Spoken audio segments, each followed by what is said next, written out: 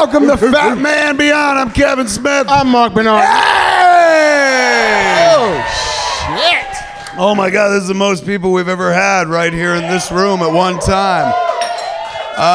And where are we, folks? We are at the Scum and Villainy Canteen on Hollywood Boulevard in Hollywood, California. Put your hands together so the folks who are at home know you are real.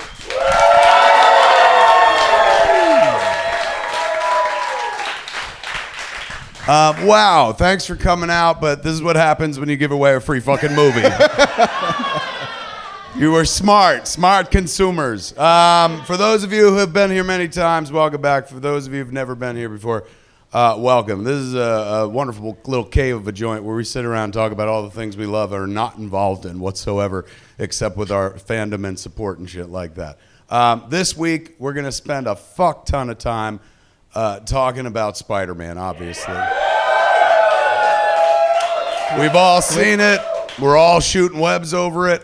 Maybe there's somebody in the room who's like, fuck it. That'll be interesting as well, you know? You'll see us beat that person up. But before we get to Spider-Man, we've got like a regular bunch of the show to do, so we'll be doing that, and then we'll launch into Spider-Man after that. So it's going to be big, chunky show this week, folks. Sit back and get ready, man. There's lots to fucking cover. But before we do that, first we say hello to this gentleman. How the fuck are you? I'm good, man. How are you doing? So good. I was in Venice Beach, where I never fucking go to, man. And like I grew up in a beach town and shit, and I think that's why I never go down there. And when I got down there, I was like, oh man, I could live in a beach town. And then 2 minutes later, I was like, fuck a beach town. Oh God, it's so hot and I forget, I don't really dwell in a world of few layers of clothing. I live in a multi-layer world. I always wear multi-layers. Prepared. Always. My wife wears pajamas under fucking pajamas. It's just a pretty layered world. We're fucking Mormons. So when you go down to the beach, man, no one else lives like that. Everybody's dick out, boobies out, and shit like that. The skinniest of fucking clothes. I forgot. Beach culture is I came here to be nearly naked. And so, there was tons of fucking nearly naked people around. Meanwhile, Jason Mewes and I were down in Venice Beach to do a bit for the show our friend Brian Quinn does, Impractical Jokers on True TV. So we went down there to shoot a piece as Jay and Silent Bob. Ooh. So I'm wearing the whole outfit, the heavy ass coat and shit like that. Everyone else fucking naked, all around me. And they looked at me like I was eccentric. I'm like, none of you people are fucking wearing clothes. So we shot a bit. It was real fun and whatnot. Brian Quinn I've known for years. We were talking about it right before we shot this thing.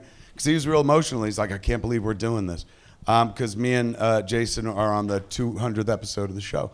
And I was like, 200 fucking episodes, man, that's nuts. And he goes, it started as your intern. Because years ago, 24 years ago, Brian Quinn worked at the View Askew offices. He's the guy that first set up the mail order. So when people were like, what are you selling? And we were like, the idea of these movies, I guess. And they're like, no, don't you have posters and shit? And I was like, we got a bunch of Mallrats posters nobody wanted and shit. And they were like, sell it. So we'd sign them and sell them, send them out. Quinn would be the one who would package them up and send them out. So he was with us way back in the beginning. And he got the fucking job because he, early on the website, I was very active online, as far back as 95. And after Mallrats came out, I had a message board at the View Askew website, and Quinn was one of the people that posted. And so he put up a post, and he's like, I can't find the Mallrats script book, which Kitchen Sink did. It had the script, but it was a lot of pictures. It kind of looked like a big comic book. And so he's like, I can't find it in any bookstores and shit. And so, I was like, oh my God, I got fucking 200 because the movie flopped. So I'll sign one and send one to this kid and fucking, I'm sure he'll dig it and stuff. Nobody else in the world asking for this book. So I did. I signed it and I wrote, Dear Brian, give that, this is the story he told me. Sorry, I forgot to include this part. He said, not only could he not find the book at a local bookstore, the guy who ran the bookstore, which was at the mall, said, Kevin Smith, we wouldn't carry that. He sucks. And this was fucking in 1995. So this guy was ahead of the curve and shit. So, oh my God, he saw it. He was like, you all think he's important. Fuck it, I can see. So, did he send a raven with this message? I guess, right? He's like, I come from the future. So he said, Kevin Smith sucks. So Quinn had written that in his thing. And so I wrote in my inscription to Quinn, Dear Brian, give that bookstore dork some shit. Love, Kevin Smith. Not seriously, just, the way that George R.R. Martin writes, winter is coming in every book he signs. And it's not like he means it like, run, it's just some shit to write in a book. So I just wrote like give that bookstore dork some shit. A week later, we got a package at the office, a little envelope and shit, padded envelope. You open it up, had an audio cassette in it because this was 1995 and we still use those. So we popped in the audio cassette. It was from Brian Quinn. He said, Kev, listen to this, Brian Quinn. Thank you for the book. I loved it so much. Listen to this, Brian Quinn. So we pop in the cassette, and Brian apparently went back to the mall, to the bookstore, and took me very literally. And so you hear this audio cassette. You can hear it. You can find it on YouTube. The TESD boys, Tell 'em Steve Dave, which Brian Quinn does with Brian Johnson and Walter Flanagan, my friends from Comic Book Men. Very incestuous little world we got. Those cats have it. TESD, as their show's called, has it animated. They have the audio and they animated it. So what you hear is the sounds of a mall, which for those who are like, what's that? It was a place where stores were once when we were kids. Preceded Amazon's. What Amazon killed. So you can hear the mall. You hear the bookstore traffic because it goes more quiet than the mall. And you hear him go, hey, you remember me? I came in last week and I was looking for a Mallrats book. And the guy goes, yeah, I guess. And then he goes, yeah, you said that Kevin Smith sucks, right? And he goes, I don't. And he goes, well, Kevin Smith, I told him you said that. And he told me to come down here and give the bookstore dork some shit. And he starts screaming. And he's like screaming at the guy. He goes, what are you going to do about it? He's bringing it to Adam Sandler and shit like that. And you hear the guy in the background going, Jesus Christ, get out. So we listened to that tape. I was like, we have to hire that guy. And we brought him in, and he worked for us for years at the office. And now he's got his own fucking TV show. They're up to 200 episodes and stuff. So we went out and shot a bit for him in the weird world of going full fucking circle. But man, my advice, never wear a winter coat in Venice Beach. Fucking ever. Jesus.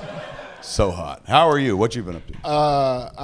I've been good. It seems like the lesson in that story is also the only other people who go to the beach in layers of clothing are homeless. Yeah. Because they're wearing everything they have. That's true. You took it to a dark fucking place, but yeah, that's true. Just saying. Do you have any other social observations to make, Lenny Bruce? Can we keep it funny tonight? Fuck. Maybe. I saw Toy Story 4. Wait, hold on. Based on that reaction, doesn't sound like the rest of the room did. How many people have not seen Toy Story 4? Put your hands together. Okay, I'm going to spoil Let's the do fuck it again out of because some people just raise their hands on a podcast. How many people have not seen Toy Story 4? Put your hands together. Clap. Okay. How many people have seen Toy Story 4? Put your hands together. Clap. Okay. All right, better. For those of you who haven't seen it, it's about toys. Right? Like there's a cowboy and a space guy. Fucking spoilers. I just wanted the bedrock spoiler of it's about toys. Right. So at this point in the Toy Story saga, you've had 1, 2, and 3. 1 is you meet the toys. Right. 2 is they go on some adventures. 3 is they almost die. 3 is Schindler's Toy Box. Yes. So fucking heartbreaking, and at one point they're all holding hands and going toward the fucking fire, and you're like, what the fuck? Is this how it ends? And then it doesn't end that way, but you were like, later on after the credits, it was so beautiful. It'd be metal if they ended it in the fucking flames. There's my friend Vincent Pereira, who I used to work at Quick Stop and RST Video with, he was a big movie fan. So we went to see Far and Away, the movie by Ron Howard. And there's a point in the movie where, if you've never seen it, spoilers, it's a fucking 30-year-old movie or something, where Tom Hanks' character gets killed at the end. Tom Cruise. Tom Cruise, sorry, not Tom Hanks. Tom Cruise. Wow. Tom Cruise, my bad. It was one of the Toms. Anyway, Tom Cruise gets killed. Nicole Kidman, who is then his wife, is laying on top of him, crying and stuff. And they do this point of view shot where the camera lifts up like his soul is dying and going to heaven and shit. And then she's like, she finally in the movie says she loves him. She's like, I love you. And the camera comes rushing back at him, and then Tom Cruise pops up and fucking happily ever after and shit. So we work at the video store at RST Video, and Vincent Pereira comes in one day and he gives me a VHS tape and he goes, replace Far and Away with this, please. And I said, what is it? And he goes, pop it in, I'll show you. So we popped it in, went all the way to the fucking credits, just before the credits, rolled back, and it was Vinny's recut of Far and Away. So Tom Cruise lying on the ground dying, camera pulls up and shit like that, credits. So we had 3 copies of Far and Away, and a third of the people that saw Far and Away saw a different Far and Away than 2/3 of Leonardo, man. So fucking strange. So in any event, yes, the fucking the Schindler's Toy Box was a heartbreaker and shit. Yes. Seemed like a logical conclusion as well. I'm not shitting on the franchise. I hope they make a zillion, but No, it did. But the tag at the end of that, like, we're almost going to die. Everybody's fine with it because we have friends. They like Andy gives his box of toys to a young girl, and so the toys get to keep on getting played with. Right. And then they all like paint over the names on their boots because every toy has the name of the kid that loves them on their boots, and now it says Bonnie instead of Andy. And the assumption is that they'll, fucking this will happen when she grows up, and the toys nobody will ever throw them out. They'll just get handed off to strangers left and right. Totally. And Fair so enough. Toy Story 4 is a totally fun Toy Story movie, right? It's like the little girl goes to kindergarten, her first day of kindergarten, she's super scared. She can't bring any toys with her because she's got to be a big girl. And so she makes a toy out of garbage, which is adorable because this is a suicidal toy made out of a fork. Like, she takes a spork and she ties a pipe cleaner around it and gives it little like ice cream stick feet and names it Forky. And Forky thinks he's trash because he's trash. And so for most of the movie, he just wants to go to the trash because he's trash. And so like Woody is on suicide watch for fucking Forky, where he's just like, trash, trash, trash. And he dives in. He's like, no, trash, trash. And he's like holding his hand. He's like, you gotta. And then the adventure kicks off proper when they're on this road trip. Like, we're going on a RV trip. And like Forky jumps out of the fucking RV. And Woody's like, I gotta save her. It's Bonnie's favorite toy. So he jumps out also. And it's a whole fucking thing. But. So it sounds like Toy Story 3 was like, we're the most existential toy movie ever made. And Toy Story 4 is like, hold my beer. Yes. Hold my millennial self-loathing beer. Trash. And it also opens with this bit about how Bo Peep gets sort of traded away in the beginning. It's a little prologue. Oh, is there? Yeah. That tell you where she went. What Because she happens wasn't in like 3. Was she in 2 She's not in as well? 3. And so whatever happened to Bo Peep? It's like, oh no, she gets sold or she gets given away to some guy who then takes her to a secondhand shop. But it's this tear-jerking sort of separation between Woody and Bo Peep, who kind of have this sort of unresolved romance. Mm. We meet Bo Peep again in this movie, and she's like a lost toy. And the lost toys in this movie like just live in the wild, like they're roaming free, like they don't have kids. They just like have their own lives and they have their own adventures, and it becomes this decision for Woody of, do I need to go back to the kid that's mine, right? Or is it possible for me to be happy living in the wild and doing whatever I want and being free, lost toy with Bo Peep? And that's the basic sort of philosophical crux of this movie. And there's all of the fucking action scenes that are great. There's all of the sort of joy and wonder. There's a couple of stuffed animals played by Key and Peele, which are amazing. There's Duke Kaboom, which is a Canadian daredevil played by Keanu Reeves, doing his most Keanu. It's adorable. It's he hasn't wonderful. been this Canadian since fucking, what was the hockey movie? No, not Slapshot. The one with, what's his name? Rob Lowe. Youngblood. Wow. He was, because wasn't he was the goalie in Youngblood. And he's leaning into his a fake French-Canadian accent. What I assume is a fake French-Canadian accent. Unless he's from Quebec and that's a real French-Canadian accent. Keanu, I guess maybe he might be. Fuck. So yeah, there's a bunch of super fun shit. And I really, really enjoyed it. I took the kids, and they really loved it too. And then I started thinking about it, because the movie ends where, Bo Peep decides, she convinces, spoiler, Woody to like live the free life with her. Mm-hmm. And they're like, all right, excellent, happy, everybody wins. I'm like, but okay, so we have characters who have like names branded on them. We have a whole narrative that's about freedom versus responsibility versus staying with the people who put their names on your skin and being able to just kind of like run wild in the world. And like, is this like a really deep meditation on like the house Negro, field Negro dynamic? Did they put that on the poster? They should though. Because that would sell a ticket or two. They're like, Toy Story 4 has lost its mind. Yes. If you're not familiar with the house Negro, field Negro dynamic, it gets explored quite a bit in both 12 Years a Slave and Django Unchained. But the idea that during slavery, there were two kinds of slaves. There were the ones who worked in the fields, who fucking hated it, and there were the ones who worked in the house, who had it better than the ones in the field. To the point where if you worked in the house long enough, you got to believe that you were invested in the well-doing of that house. That house was, are we good? Are we all right? Do we need anything else, master? I remember Denzel's speech from Malcolm X. Right, it's a big Malcolm X quote that he just totally does. But the field Negro's like, I want to fucking go as soon as I can go. I want to be free. This sucks. Let's jump over any fence. Let's break the bonds and let's find some way to get a life back. And so when you start thinking about, and in Toy Story 4, like Bo Peep is Harriet Tubman, right? Bo Peep is like, I'm going to ferry these toys with the brands on their feet into the free world. I'm going to get them. I'm going to break your shackles. Why do you need a kid? What is that kid doing for you? He loves me. Who loves you more than we do? Who loves you more than your fellow toys? What has they ever done for you? That's awesome. And I just like, oh, Pixar. The fuck?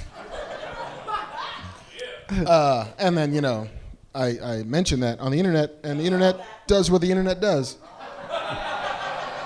Yeah. What did the internet do? Well, the internet, it turns out when you talk about race on the internet, it doesn't go down that easy to most of the internet who've decided that I see race in everything, and then you compound that with Ming the Merciless from last week. And like, oh yeah, no, Ming the Merciless is kind of a yellow peril trope from the 30s and 40s. Like it's not even kind of, it's like totally racist. Like, leave Ming the Merciless alone. It's like, but it's true. No, it isn't. Leave it. I love it. You can love a thing, just know what it is. And so that's been the last like 3 days for me. Right. It's kind of like, it's that bit in I think it's Duck Amuck when Daffy is like pretending to, no, it's not Duck Amuck. Daffy's pretending to be a musketeer. It's like dodge, turn, parry, spin. Yeah. It's been a lot of dodge, turn, parry, spinning of morons on the internet. The eye of Sauron has fallen upon you. It has. Luckily I know the way. Yeah, so that helps. It's okay. I've been down here before. In the future, save any theories for this room because it didn't play. Nobody smashed a glass on the floor. Nobody stormed out of the room. It seemed to play well here. Maybe it goes down smoother coming off of this show. It's a warmer room. Yeah. Although the Ming the Merciless stuff came out of the last episode. How bad was the blowback for the Ming the Merciless stuff? It's all at this point. And look, I'm not fucking God. I don't got skin in this game, but like, who's fighting for like I fucking love Ming the Merciless? It's like, man, you don't even fucking know who Ming the Merciless is. Like this, you're talking about some old ass characters. Very much so. But and it is never as bad as it has been. Right. Talking about this because there was once upon a time I said, hey, what if Spider-Man wasn't a white guy? And like I literally got death threats. Holy shit! Were you working at the Reporter at this point? No, I was at IO9. I was working for IO9, and they were looking to cast the new Peter Parker for what would be the Amazing Spider-Man. And the roster of the dudes they could have chosen was like the most boring roster of mostly British guys ever. And they landed on a pretty boring British guy, like Andrew Garfield. It's like, he's fine, but kind of unremarkable, given the rest of that sucking fucking lineup. And I'm like, why does he have to be a white guy? Like, what about Peter Parker demands that he be white? He's from a broken home. He lives in Queens. He's a nerd. Like, none of those things. In fact, it probably argues against him being white, given all of that stuff. Right. So it's just asking the question, what if? And then that became like this whole, not even Tempest in a teacup, because it was Tempest in a, should I call the FBI? Like. Really? Yeah. Like snail mail letters, email letters, all of that shit of just like, oh no, I'm going to find where you live. I dare you to go to a convention. I double dog dare you to go to a convention. Oh shit. Yeah. And then the Donald Glover of it all like spun out of that story, and it's like, hey, Donald Glover should be Spider-Man. I'm like, that would be an amazing idea. And Donald Glover's like, that's a horrible idea. Because then he started getting death threats because people said, you'd be a great Spider-Man. And he was like, maybe I would. And he wears like the Spider-Man pajamas in Community, and then he gets death threats. And then it was, hey, so maybe we should just stop talking about Spider-Man for a bit. Mm-hmm. Maybe that's the thing. But then Brian Bendis sees the Childish Gambino shit and is like, hey, it'd be awesome, Miles Morales. And then Miles Morales gets to sort of, I think there were also a bunch of fucking pissed off people about it. It helped that it was Miles Morales and not Black Peter Parker. But even still, like that, the goodness that came out of that bouillabaisse of shit was you eventually get Spider-Verse. Wait. Where is this all predate? Miles Morales comes from that, you're saying? Miles Morales hadn't been... No.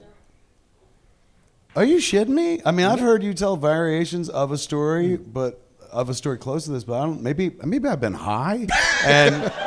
Or maybe I'm high now and I'm just hearing it again and going, what? But like, really? So that article predicated Bendis creating Miles Morales? Are you shitting me? Do you get a fucking piece? I get nothing but a warm glow in my heart every time I watch Into the Spider-Verse. That's fucking fantastic, man. Look at that shit. That was worth taking a little shit for, man. I've taken a lot of shit. That was worth it. How can I? Of the shit that I've taken, that is my favorite shit. That's the name of your biography, I believe. My favorite shit. The Marc Bernardin story. All right, speaking of Marc Bernardin, man, we've got a ton of news to get to. Before we even get to what we came to talk about tonight, which I'm bursting at the seams to speak about. But before we do that, good old Marc Bernardin bothered to go to the internet, pull up some news that we could talk about and digest this evening. Give it up for Marc Bernardin with the news.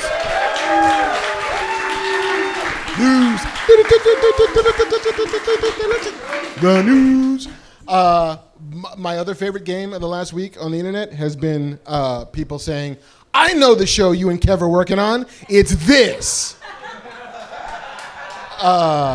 I've seen some guesses that are like, man, you really think far too much of me. Yeah. I did actually see a couple of right guesses, though. Did you? I did. I mean, I didn't say, like, you're on the money, champ. But no, yeah, a couple of people stumbled upon it. Really? Yeah. One of them is not that we are doing the Sandman, because no.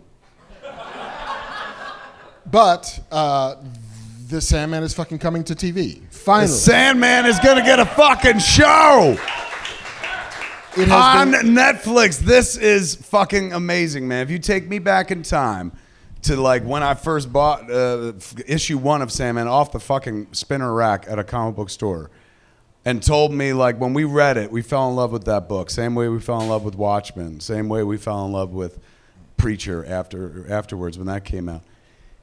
Like we would sit there and read and be like, man, wouldn't it be cool if like HBO would do this like as a series? Because you couldn't do it a movie. This story's too big.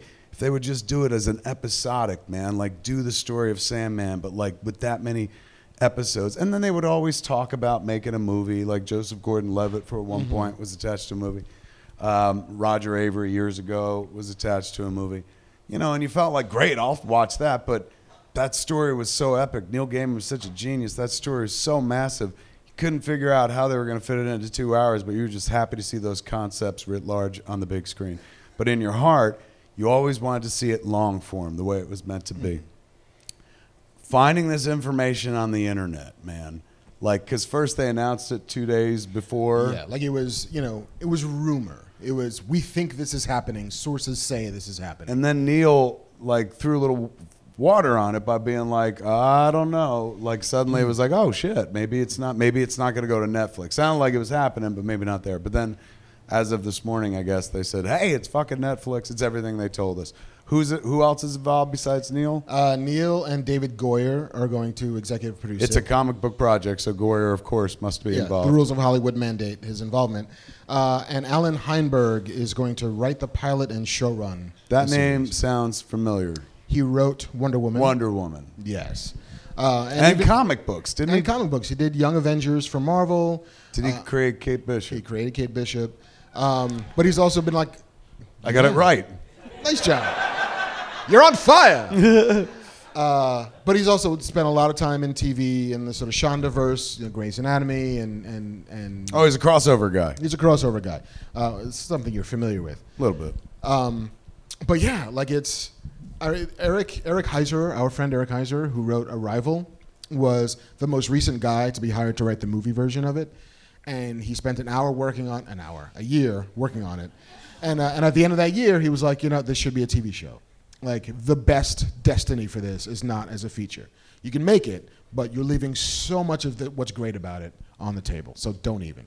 This is, for years I've been going like, oh, my fucking childhood is coming to life on the big screen. That's absolutely true. But now my late adolescence and my early 20s are coming to life on the big screen. This is the shit I was digesting right before I started making my stuff. Right before I made Clerks, I was fucking balls deep in Sandman and shit like that. You don't get to Dogma without Sandman first, without the work of Neil Gaiman. So hearing that they're doing a fucking series, hearing that he's involved, can you imagine when he fucking first wrote issue 1 way back, ever thinking, man, like one day they'll give us all the money in the world to do this correctly, and it's gonna look as good as this book, if not fucking better. Yeah. Like, we're there. We're living in the fucking future, man. This is why fucking I'll pay Netflix money every month, even if I never fucking watch it again, because I'm like, fuck, It's coming. Yeah, I'll watch that, but like fucking just keep making the smart decisions. That's so brilliant. I don't know how the fuck that got out of Warner Brothers, though. I mean, how did they let that go? The prevailing theory, and it is just a theory because nobody will comment really on the numbers of it all, is that Warner Brothers is gearing up to launch their streaming service, right? So it seemed like it would make a ton of sense to be like, let this be your fucking flagship. It's Sandman. Let this be the introduction to the world of the things we can do on the streaming service. But Warner Brothers just laid out $500 million to get JJ and Bad Robot signed to a deal. They just... Wait, what? How he gets all of that? All that. Well, I mean, the company will get it, but it's that they wrote a check to Bad Robot saying, would you please move your offices over here? And I wish I had initials for a name, but I bet you it's a lot more than that, isn't it, Marc? Probably talent and shit like that and ability. Jesus, that's a lot of money. That's a lot of money. They just signed... How long is that for, by the way?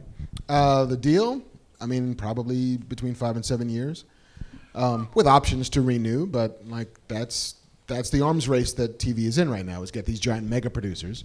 They just signed Greg Berlanti's to like a 10-year deal that's worth $300 million. Chuck Lorre's deal is about to expire, and they're going to want to re-sign him as well. They're about to spend $1 billion on literally 3 people. And they've hit the salary cap?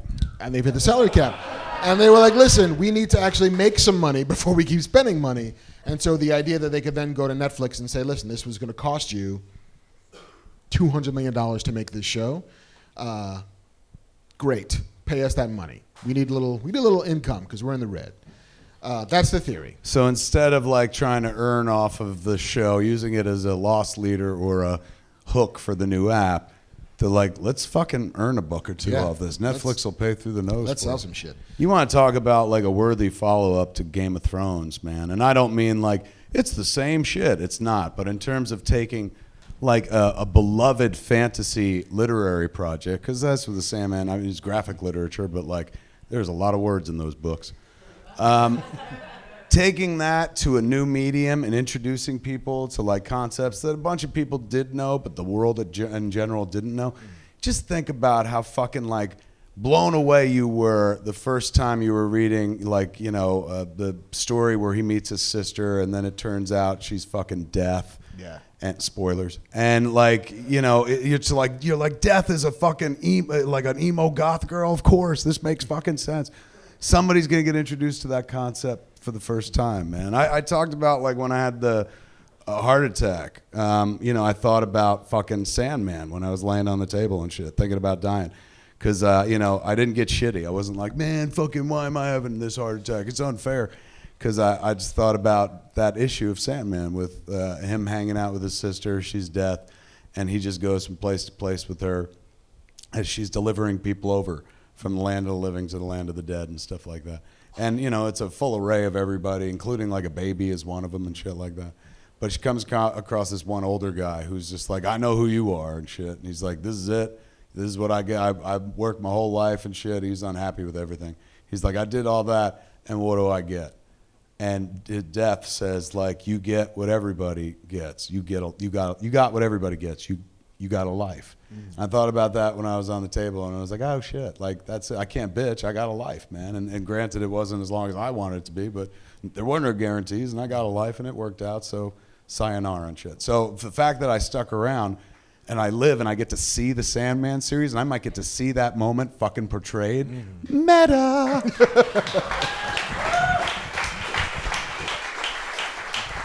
So that's nothing but good news. And the fact that Neil's still involved, you know what I'm saying? Yeah. Not that he's watching from a distance going, I hope they get it right. He's been involved with TV now, episodic, and as much as Good Omens, which went very fucking great.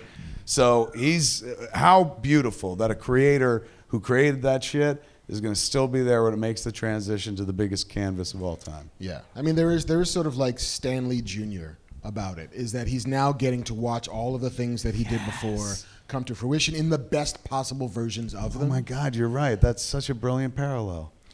And the thing that tickles me, that warms me so much, is that this show will be on the air, 2-3 years from now, but it will have the Vertigo banner on it. Will it for sure? I mean, I bet. You sure it's not going to be DC Black Label? If there's one fucking thing, Neil will put his hands down and be like, you know what, we're doing it this way. Like, that'd be amazing. I wonder if Karen Berger winds up like as a producer or something like that. I mean, she was the editor of all those fucking books. She was. What a glorious fucking age we live in, man, where they're doing the Sandman, not just doing it, but doing it insanely properly. With him involved, there's going to be no curveballs, man. And how lovely for him if he looks back at his work and all. At all, like some creators, and goes like, years on, and be like, I would have done that a little differently. He gets to do it himself and update it and be like, no, I made that decision. Yes, it's mine. It's fucking awesome, man. That's the best entertainment news I heard of the week. Speaking of comic books, first off, though, before we go further, yeah, we had this discussion in the fucking alley, so I'm gonna have it like it's not. We had a quasi version of it, but I'm gonna do it here. Would you want to work on that show? I'll give you my answer, and then you do it. And we both know each other's answers because we just did it, and then the show had to begin, so we didn't get to finish. I was like, oh my God, I said, who would want to write on that show? And he fucking raised his hand. And I said, what? Are you fucking kidding me? Neil is going to write every episode because he fucking wrote every episode already, man. If I'm him, I'm like, I did this shit already. Let me just fucking change it, like the date on the front page of the fucking script. And here we go. We're ready to go. Dialogue and shit like that. Like I couldn't see myself adding anything to the proceedings as a writer. And then I thought like, ooh, maybe I could direct. And I'm like, who the fuck am I kidding? That shit's so visionary. And it was done in the 90s. And I still haven't caught up. So I'll never fucking be a director on that shit. And I would never offer anything to it worthwhile as a writer. So in my head, I'm like, just like with the Marvel movies, I'm like, click fan mode. Like, there's nothing predatory about me where I'm like, I want to work on that. The shark goes to work or anything like that. Like, I'll admit it. When they said Batwoman, I was like, this is the closest I'll ever get to Gotham City.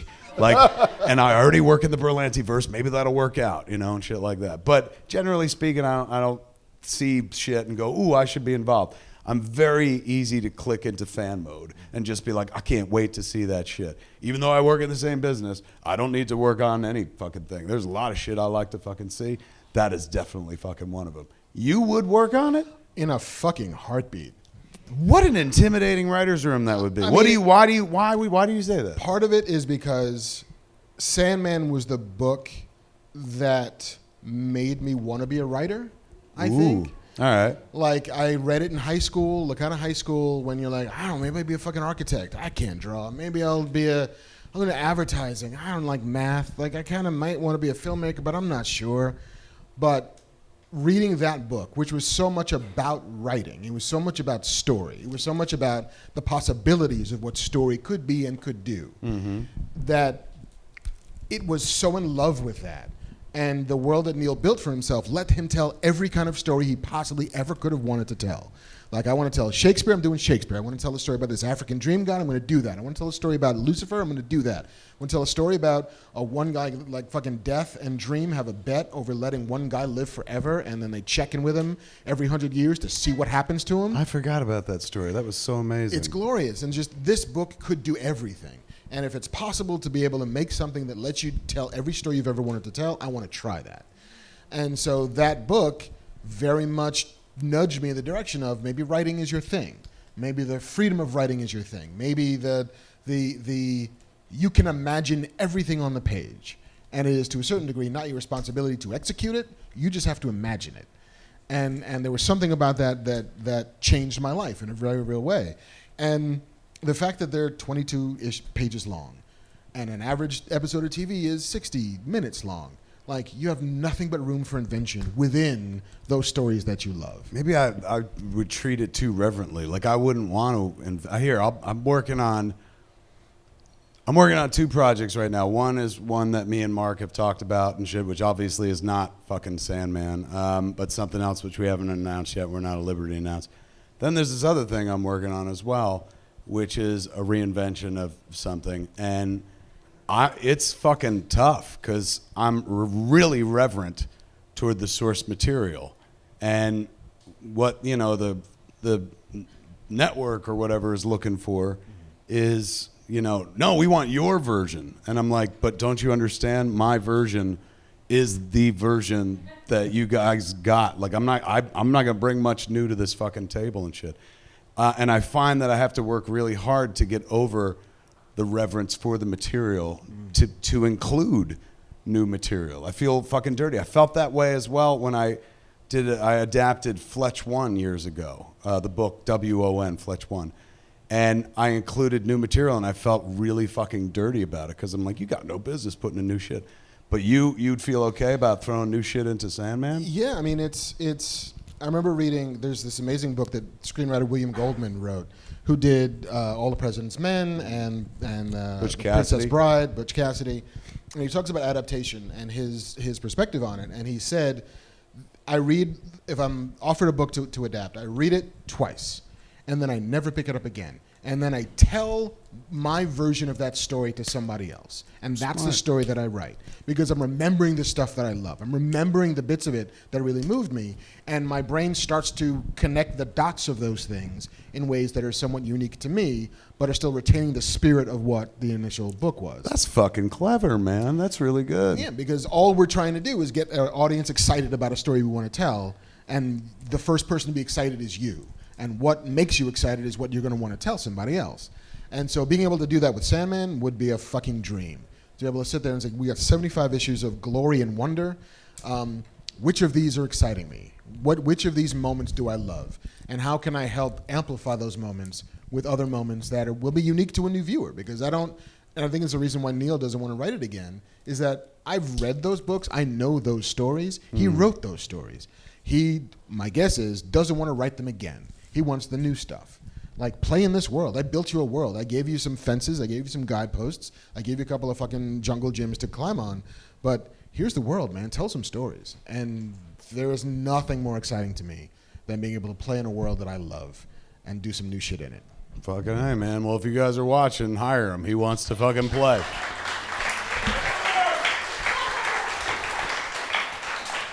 You'd be an asset, man. You're far more imaginative than I am. My shit would be like, put J Muse in it. What else we got, man? That's fantastic news for all of us, but especially for Neil. And good for David and fucking good for Alan and shit. Yeah. And good for fucking Netflix, but fucking fantastic for Neil. Speaking of comic books, a weird thing happened today, apparently. I saw this. Which is the most amazing fucking baller comic book flex I've ever seen. That's a good name for it. Issue 193 of The Walking Dead is the last issue of The Walking Dead. Now, for those who are like, so what? They didn't fucking tell anybody. that it was going to be the last issue. In fact, I'll go one further. They solicited for future issues and even had fake covers done so that people wouldn't even fucking suspect that the end was near. There was no whiff of it in the air and shit, and finally just today. It's like all of the hoopla that we usually get when a giant thing like that would like commemorative issue and giant blowout and huge, which means for the comic book industry, huge orders as well. Right. Like if they had announced, like, bless you, no, 193 is it? 193. 193 is going to be the last issue. Bless you. That issue probably could have sold 250, 500,000 books, man, because it's the finale. But as he said, baller and flex. He didn't tell anybody until tomorrow's new book day or something. Today's new book day? Tomorrow. So he said it. He announced it today. Robert Kirkman, creator of the book, the writer of the book, Charlie Adler as well. Tony Moore was one of the original creators as well from way back in the beginning. But Robert Kirkman's been captaining the ship and stuff. And Robert's just such a fucking light in this world. A really fucking good dude. So, and funny and good-natured. He's in Jay and Silent Bob Reboot. He came out and did a fucking part with us and stuff. Very funny in the movie as well. So, Robert announced, like, the book is ending tomorrow, and here's why we did it this way. He's like, I hate the part of the TV show when I know there's only a few minutes left. They're getting into the denouement, and the thing that I loved the most is coming to an end. And I hate that part in the movie where I've just figured out, oh shit, they're wrapping things up and we only got a few more minutes left of that. I hate that feeling in a comic book when they tell you the comic book's coming to an end, and so every word, every panel becomes like, oh shit, we're almost there. And he goes, and I just didn't want to do that for anybody. So instead, he's going just like the spirit of this book, where you never knew which character was going to fucking get killed next, and it always kept you on your toes. We wanted the ending of the book to be the same way, and it was the way he wanted it for a long fucking time, man. Yeah. And he was on my set fucking just a few months ago and shit. And I was just like, when you end in that book? He goes, no time soon. Because that smart motherfucker is like, if I tell him, everyone will fucking know. What a fucking great move that was, man. Because he killed, spoilers, he kills Rick Grimes in 192. The last issue. And so for him, you know, the quote was like, Shane's death and Rick's death were the bookmarks, the bookends of this story. I kill Shane in issue 1, I'm killing Rick in issue 192, and 193 is like a coda. Like, here's kind of just what happens to the world that Rick helped build. And then that's it. He's like, we're not coming back to it. Like, I'm done. The TV show will go on for as long as they want it to go on. There's a new spinoff about like kids in college who don't know about the zombie outbreak. There's going to be a third show that's on the air. Andrew Lincoln is coming back to do like TV movies or maybe actual movie movies. Walking Dead's not going away. It's not going away. But the book, that story is done. That's pretty phenomenal that he runs, what is it, Skyrim? Or Skybound, his comic label and stuff like that. It behooves the guy who runs a company to, fucking make as much money as you can and shit. Mm-hmm. But he answered to the storyteller instead of the businessman. I applaud him. Like, that's pretty fucking awesome, man. And good for him, ending it on his terms, the exact way he wanted to and whatnot. And he's got no end of stories in him. So that's fucking phenomenal. So yeah, tomorrow is the issue hits. Now that everybody knows this, like, if you're looking for it and you just want a souvenir, fucking good luck. Like, hurry up, go fucking fast, because everyone knows now. Not because of us, because it's way out there in the mirror. Yeah. Were you a Gremlins fan as a kid? This says Marc in silver. Do you mean Marc Bernardin? It's just silver marker. Oh, you Marc want me to signed sign in silver. Not me, right? Oh.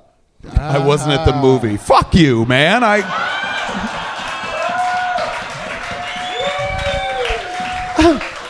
was very instrumental in making the movie happen for y'all and shit. I got to go see it over the weekend, knowing that I had to shoot Impractical Jokers today, so I wasn't going to be able to make it and stuff. So the folks at ScreenX were lovely enough to set up a weekend screening where I saw it, and again, we're going to talk about it in a little bit, man. But anyway, where are we? Shut up! I'm sorry. I had a whole moment here. What is that? It's a Prince Akeem pop that's for me to keep. Oh. You're getting all the personalized shit, man. To Marc. Marc signed this. Kevin, fuck off. Dude, I got I got 3 things here. Okay. Were you a Gremlins fan as a kid? Am I signing the shirt? No, it's Marc. Oh, that's mine. Jesus fucking Christ.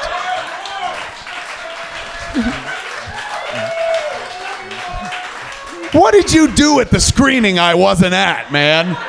Yoink. Let's just say my jaw is tired. God almighty. This is like fucking when my wife gets mad when I take the kid out to eat. She's like, you guys are bonding without me. Motherfuckers bonding behind my back. Fair enough.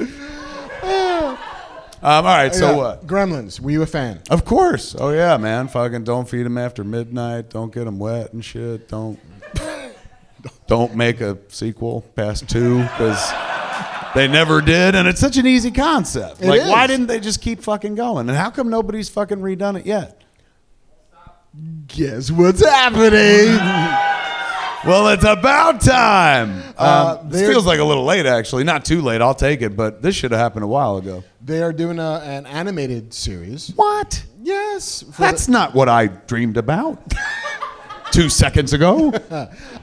I'm sorry. I'll go tell. They're doing a cartoon? They're doing a cartoon for the Warner Brothers streaming app. Maybe this is what they spent all the money on. We could have had Sandman. I'm going to say we're doing a cartoon Mogwai show, which is exactly what they're doing. It's the origins of the Mogwai. It's when the old dude who runs the curiosity shop first meets Gizmo in like 1938 or something like that. Oh. I mean, I could get, you know what I would get behind? A version of the show where, you know, we saw the one guy get the Mogwai, but like it was a shop and presumably he's been there for a long time. You could just do it like as an anthology where everybody gets Gizmo one week. Everybody takes a turn on Gizmo. Sounds dirtier than I meant it, but that way you follow many stories. How we just follow the one story, Well, like someone else adopts Gizmo. That's the pilot, though. Like somebody fucks Gizmo. No! It's Look, he may have the ears for it, but fucking no! it's the Must Be Live Pigs episode of fucking Gizmo show. Oh, from fucking Black Mirror? From Black Mirror, yeah. I guess that's how you'd start it and shit. All right, so cartoon Gremlins. Cartoon Gremlins. I mean, I'll watch. I'm getting that app regardless, so I'll definitely check it out. But I thought they were gonna do another Gremlins movie. Why not another Gremlins movie? You think? I don't know, man. So easy to fucking do. It really is.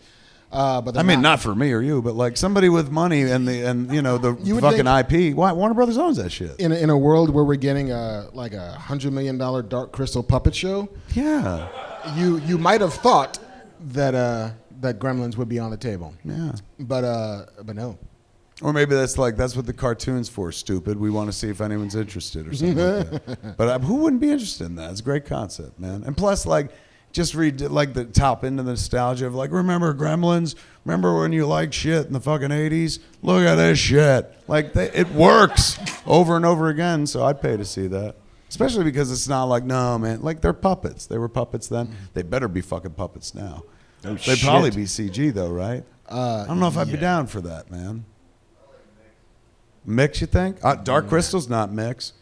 They said the dude I met over in England that worked on Dark Crystal, one of the puppeteers, said that they did tests of CG characters mixed with puppets. And they were like, fuck it, let's just do all puppets. And they were like, it's more expensive. And they were like, fuck it, let's just do all puppets. So no mixture. They went straight up puppets. They took over a fucking giant sound stage and built that set. And they had to build it up because everybody's working through the ass up here and shit like that. So they spent much fucking money, man. So there's a way to do it. Like if Netflix did get fucking Gremlins, you'd probably get Hands up animatronic asses. puppet. Yeah, you get puppets again. Hands and asses, baby. All right. What else you got? Let's see. Salma Hayek is in negotiations to join the Eternals. Oh, right on. Yeah. Right on. Who else is in that? There's Richard Madden. Richard Madden, Who will Kumail. play Icarus. Right. And Kumail Nanjiani. So far. And now that's- her. And now Wait, her. and Angelina Jolie, right? Yeah. Was rumored to be in it as Rumored well? to be in it. But Richard Madden is signed on for sure. I love Sama. I mean, I worked with Sama, of course, many years ago. She's always so fucking sweet. I just saw her in a movie. What did I watch? The Hummingbird Project. Did you see this? No. It's with Lex Luthor from the Justice League movies. Jesse Eisenberg? Jesse Eisenberg, and then it was with the fucking vampire from True Blood, the sexy vampire we'd all fuck, Alexander Skarsgård. Oh. But they made him look like me. He was balding and chubby and shit like that. So it's Could've pretty got you. brilliant. I know. Would have been much cheaper. They also got Salma Hayek, who has what I can only describe, to keep it on point here, as Reed Richards-like hair. She's got like dark hair with like streak of gray going through it, which looks fucking stunning. I was like, holy shit, I wish my hair looked like that. Her being in a Marvel movie, I'm all for her. She's a wonderful actress and shit. She seems to be having like a fucking second act to a big career. Like her career never went anywhere, but suddenly people are like, hey, she's really fucking good. The Salma-sans. The Salma-sans has begun. Good, man. That's awesome. That's one person next time I see her, I'll be like, tell me about the Eternals. She'll be like, no. I signed an NDA. I was like, fuck that. I made you an angel in Dogma. You owe me. I call people like that all the time. You owe me. Oh, Kevin. Henry Cavill. Yeah. Superman. Superman. He's trading his cape Yeah. for a pipe. For a pipe? For Sherlock Holmes. Oh, yes. Yes. Why do I know this? Maybe we talked about this on Babylon? I think we did. We talked about it on Babylon. Talk about this. This is very cool. They are making a film called Enola Holmes about like Sherlock's younger sister, I believe. Which apparently is a series of YA books or something. Yeah. But yeah, so he's playing fucking Sherlock Holmes. He's going to play Sherlock Holmes to his younger sister. Mycroft is also a character, of course. Right. Millie Bobby Brown is playing Enola. Yeah, that's cool, right? Yeah. That sounds So super it's fun. kind of like, like young Sherlock Holmes, but with a girl, like Nancy Drew. But, Yeah. but set in, Sherlock Holmesian times. When does that take place? What year? Turn Turn of the century? Turn of the century. It was like 1890 something. I still remember the Hounds of the Baskervilles, but that's about it. It would be nice to hear Millie Bobby Brown not have to do an American accent, because I've never actually heard her on screen not do that. What do you mean? Is she not American? No, she's British. That girl's British? That girl's British. Oh, no wonder they cast her. She's so convenient. That's awesome, man. Yeah. I had no idea she's British. I don't think Yeah. I ever heard her speak. I've other seen than her on that shit. I almost said I've seen her on Leno, and that's how old I am. I've seen her on The Tonight Show. I've seen her Right. do talk show, the fucking circuit, and she's charming and British. All right, so she's going to be at Enola, is that what it is? Enola, yeah. Enola Holmes. Enola Holmes. I'm in. That family's not good with names. I'm just gonna say. I think that's good Mycroft. casting, though. Henry Cavill as Sherlock Holmes. Because he's so fucking charming and never gets to be charming. That's true. And I feel like, in limited dosages, the charm goes a long way. And Yeah. if he's like a tertiary character in that, like he just swans in, solves a thing, swans out, maybe gets kidnapped, and Enola's got to save him, otherwise some other bad shit happens, down for that. I'm so down for it. I would imagine there's a lot of she's helping him solve the mystery or solving the mystery and fucking, people like, good job, Holmes, and he's like, thanks, wink, and fucking I got star this. wipe and out. That was the '70s version. All right, so is that the end of that? That's the end of that. What else you got?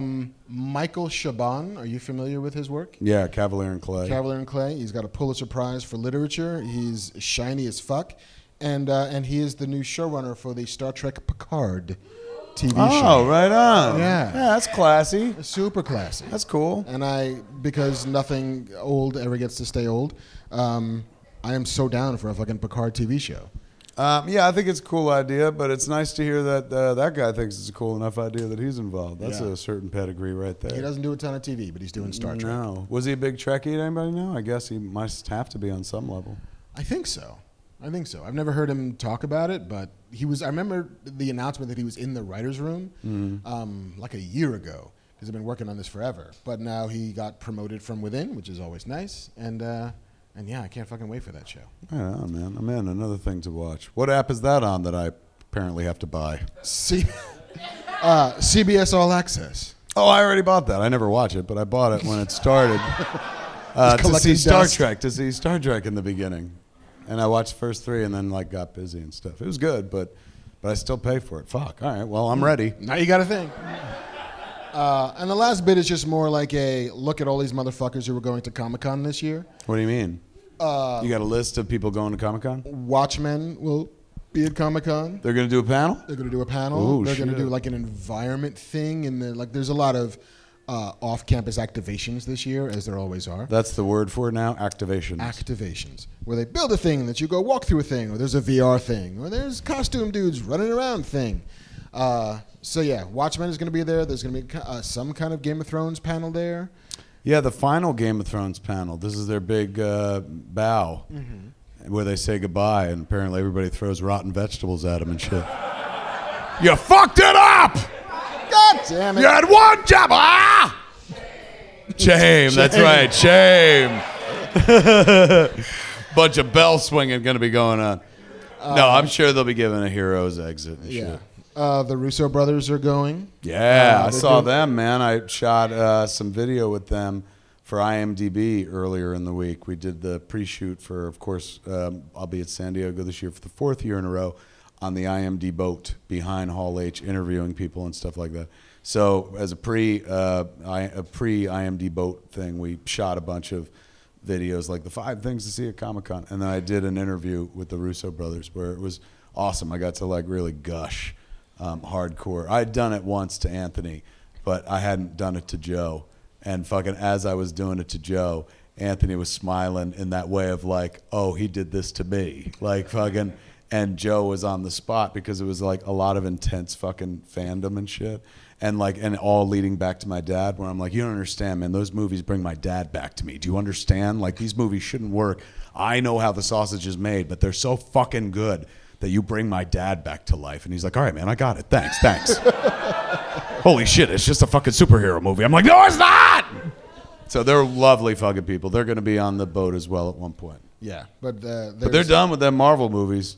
Done. They've got their thing. What is it, Agbo. With Marcus and McFeely. Who will also be down there doing their own Hall H panel, talking about everything. Those dudes give good fucking conversation. If you've listened to the episode of Fat Man on Batman, we did the home show. And also the one they did when they were here. Yeah. Marcus and McFeely are fun. They're so great.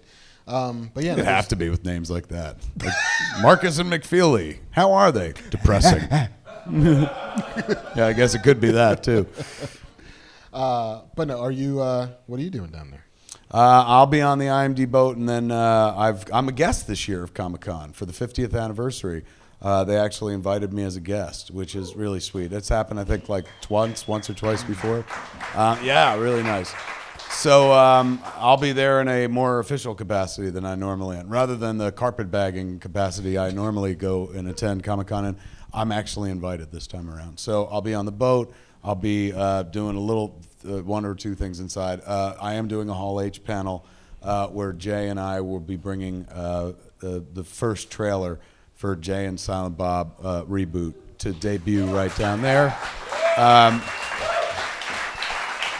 which I've seen and fucking absolutely love. I'm not going to say the trailer is better than the movie, but it might be.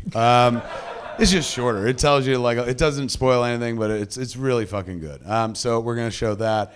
And also there's, the third act of our movie takes place at an event called I think most people know this because I put it on Instagram. But if you don't want to know anything about Jay and Silent Bob reboot, including at home, close your ears. I'll give you 3 seconds. 1, 2, 3. That was more than 3 seconds. The third act of the movie takes place in an event called ChronicCon.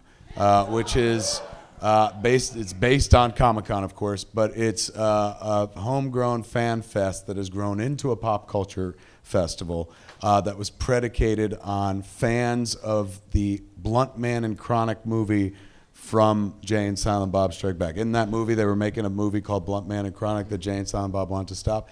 In the reality of our movie, that movie was Lebowski popular, and just as Lebowski had Lebowski Fest, the ChronicCon rose up around this dopey movie, which had its hardcore fan base, but then it slowly unfolded into a pop culture festival. So even the logo of Chronicon looks like the Comic-Con logo, so much so that we had to show it to them and be like, don't sue. And they were very nice about like, go ahead. So while we're there in Hall H, after we show them the trailer, we're going to show them our Hall H scene from the movie. So it's going to be really fucking meta of them watching a version of them watching fucking them. It's going to be kind of mind-fucky. Are you sure they were cool with it? Because they did invite you down to the convention. It's like, yeah, we saw the bullshit you're doing. No, you should come this year. Yeah. You really should come this year. Yeah, really. We're going to have words with you out in the loading docks. It's like Goodfellas. They're like, just go down there. It's right over there. Yeah, Hall yeah. H is right there. I'm like, I got to go, Jimmy. Yeah, just stand on the fucking plastic. It's fine. So that's me, man. What are you doing down there? I am not working, which is super nice. You're going just as a fan. This will be the second year that I'm not a journalist at Comic-Con, and that is my favorite Comic-Con. I will be supporting Carnival Row, which is having its big sort of premiere down at Comic-Con. They're doing a screening on one of the nights, and there's going to be a giant fucking activation.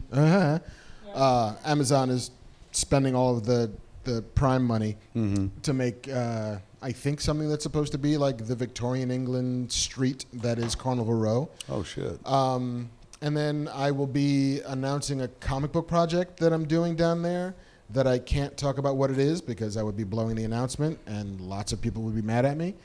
But yeah, it's going to be a good con, I think. So you got some shit to do. And there'll be some announcements coming out. Yes. And then we will come back after the con on the 23rd of July and do an immediately post-con Fat Man Beyond. Yes, right afterwards. So the next time we all gather is when? July 23rd. July 23rd, after con. Okay. We done with the news? We're done with the news. That's all the news. Give it up for Marc. He did the news. We got news! Okay, so did everybody get to go see Spider-Man Far From Home today? No. For those who've been, no, you haven't. Oh, we're gonna spoil the shit out of it right here. Okay, yes, good seeing you.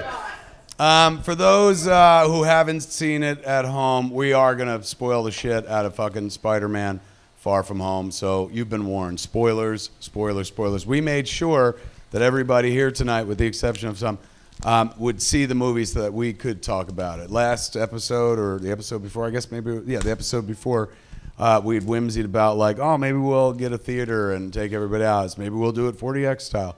And our good friend Brett Deacon, who always hooks us up with 40X tickets that we give away in the Q&A and whatnot, he said, hey man, the good folks at 40X and ScreenX said they'll have the screening for you. They'll get you the theater. They'll even buy popcorn and shit. And I was like, Jesus, man. So they were really fucking sweet about doing that. That's how y'all got to go see the movie for free. I had talked about, yes. I had talked about like, oh, maybe I'll pay for it. And I never had to, and that's Hollywood. But the good folks who are responsible for the free screening you had, 40X, and also you saw it in ScreenX tonight. You're going to get to talk to, real quick, we're going to sit here and chit-chat with the man who bought y'all fucking movie tickets today. Give it up for Paul Kim, ladies and gentlemen. Hey, everyone.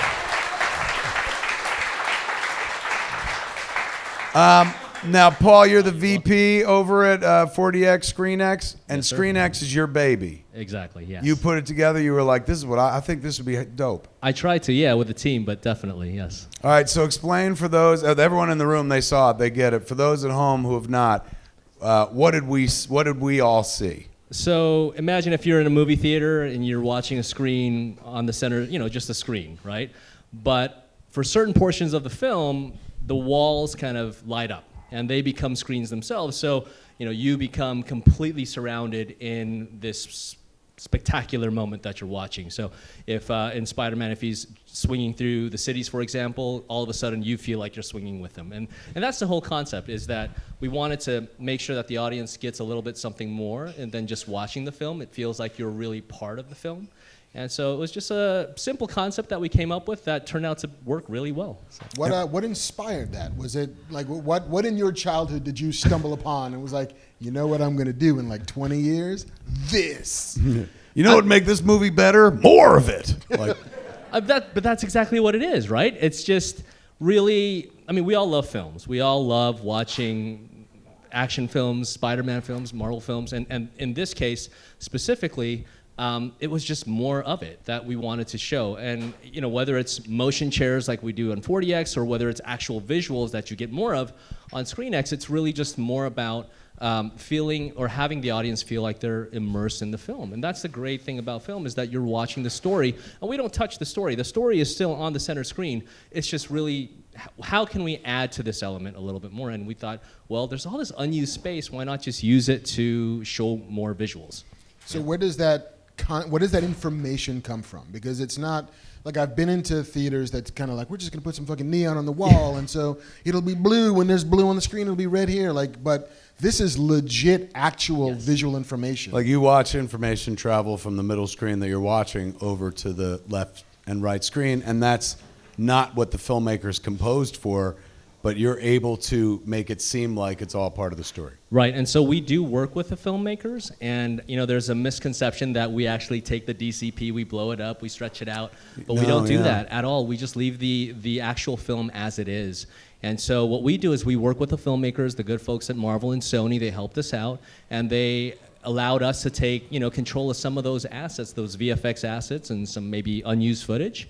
And we start creating and building out all of that extra footage that you guys got to see today. It's fucking dynamic, man. It was really awesome. I enjoyed the shit out of it. I was actually surprised that it requires 2 more monitors, like 2 more projectors but it makes sense because you're projecting a whole screen worth of image and stuff. But I loved what I saw in Spider-Man. You saw Black Panther. I saw Black Panther in it. And that was incredibly immersive, I would imagine. Wakanda? Absolutely. Like when the moment that I remember is when you're like in the scene, in the movie, spoilers, you go to Wakanda, right? And so you're like the royal Talon fighter, and it's that moment where it pushes through the force fields of just the canopy of the jungle. We're in Wakanda. Yes, that. And but it's then suddenly Wakanda's just fucking everywhere, and it's amazing. Just nothing but spires and buildings and a built-out version of the city you can't see in the regular non-ScreenX version of it. And it's captivating. Like that was there's possibility here. Like and there's and it's not just environmental. Like it's experiential in a way that's super nice. And you guys get to pick the shit that you like. They don't say, "Hey, why don't you do this?" You're like, "This is how we can interact with the movie without interrupting the movie." Well, I mean, we give our input, and the filmmakers also have a say. So it's really a collaborative effort, and we feel like, okay, Wakanda is a perfect example. That works, and so we put it in. We all agree. And then we work with the VFX vendors, and we start building it out, and that's what you get. It's fucking fantastic. Where can people see? Where they saw it here in town? We took everybody to Koreatown, is where the theater is, and it was what theater? The CGV Cinemas. I saw it over in the little testing facility, which is not open to the public. Where can folks at home? Where can others go see some ScreenX? Here in LA, we have one at the Irvine Spectrum. We have one at the CGV theaters in Koreatown. We have them throughout the nation. There are about 25 sites right now, so it's fairly new, but we're expanding, mostly at Regal sites. So if you go to the Regal website, you'll be able to see where the local ScreenX theaters are. Yeah. I saw it that way. I could vouch for it. These cats, you all like it in ScreenX? Can you tell us what's next on the runway, ScreenX-wise? I can't right now. We have... Jay and Silent Bob reboot. We would love to talk. Far more information on the sides. Just a bunch of cast and crew on the side. Yeah. Looking at their watches. We have a slate of titles that's upcoming, almost one a month right now, but unfortunately I can't say. As soon as I have the word, we're going to just start putting it up on our website. So Paul... Come on, just between us girls. Maybe once the tapes turn off, I can. Okay. In the back alley, you get that information. Yeah. Thank you for hosting us and giving us a screening, man. Give it up for Paul, ladies. Thank you, guys. No, you rock. Thank you. And also going back even further, every time we give out tickets, man, thanks for that. That's Brett Deacon right there in the back. Brett Give it up Deacon. for the great Brett Deacon, ladies and gentlemen. Whose are these? Do you want me to pull it out of the plastic to sign it, or leave it in the I plastic? believe they're for us. No, those are yours. This is my book. Oh, my bad. Never pull out. Dude. Yeah, okay. Edward Davis, I thank you for this comic. This is called Immortal Era. He gave Marc and I comics and said thanks. Thanks, Ed. For continuously encouraging creators. This wouldn't exist without you. Man, that's so fucking sweet. Thank you. And there, folks are making a documentary called Kev Heads, which is an indie documentary exploring the fandom surrounding writer-director Kevin Smith and the artists he has inspired, like the cats we just heard from. How sweet. Filmmakers hope to gather footage from fans and events around the world, focusing on the most personal and inspiring stories, as well as hearing the perspectives of some of Smith's colleagues and collaborators. That would include you. Grab a sticker and follow them via the links if you have something to share. Share it with them at KevHeadsDoc on Twitter and Facebook. So tonight, before you get out of here, if you want to grab a sticker, grab a KevHead sticker, man. Get involved. You want to be involved in that movie. That's so creative. Okay, let's fucking talk about what we came here to talk about. Spider-Man Far From Home. Before we dive... Here, let's do it the right way. How many people enjoyed this movie? Put your hands together. Woo! I don't want to poison the well at all, but like that seemed to be a real crowd pleaser. But how many people did not enjoy the movie? Fucking A, man. Fucking A. That's pretty fantastic. Like, what? Wow. Could you imagine? Like, in this world, like, think about how divided this fucking world is, man. You can't say shit without people being like, fuck you! And the only thing that could bring us together is we all liked Spider-Man. It's something we can build on. Oh, my God. Okay. This movie I thought was absolute fucking joy. As I referenced before, like, I gauge the movies, you know, some people are like, you fucking love everything. It's absolute bullshit. A lot of shit I don't love, and you'll never hear about them. But you will hear about the shit I love all fucking day long. And I'll talk about fucking Spider-Man Far From Home all day long because it was an absolute movie I love. Reminds me of the movies that I went to see when I was a kid and movies were still fucking magic and stuff. Reminds me of Empire Strikes Back, Raiders of the Lost Ark, Young Indiana Jones, not Young Indiana Jones, Young Sherlock Holmes. I didn't enjoy Young Indiana Jones as much. It was not a real big part of my childhood. It reminds me of all the movies that captured my imagination when I went to the movies and walked out speaking about it breathlessly, ebulliently, dissecting it, wanting more instantly. So incredibly gratifying and satisfying. Felt like a sequel, but not in a bad way by any stretch of the imagination, but did feel like, hey, man, the story's moving forward, and these are the characters we all know and love, and, you know, it doesn't necessarily build on the exact events of Homecoming, but, like, you know, it's all the familiar kids and shit like that. And then also, this time around, like, it's a high school, like, just as last one was a high school movie, this is a high school movie where they go on the class trip, and it's more of a high school romance. There's way more romance going on in this movie than the last one. Totally welcome, because you're in very romantic cities all around the globe. They introduce a villain you never imagined you would have seen in a movie when you were a kid, or even as a fucking grown-ass adult, and pull off the single best incarnation of that character ever committed to any fucking media. And I say that as a guy who wrote Mysterio at one point. And they somehow managed to sequelize a movie we just saw a few months ago by being Endgame 1.5 and tying deeply into a storyline that we're all fucking invested in and giving us this great sense of closure and a great sense of the future and a great sense of, like, the boy will become king.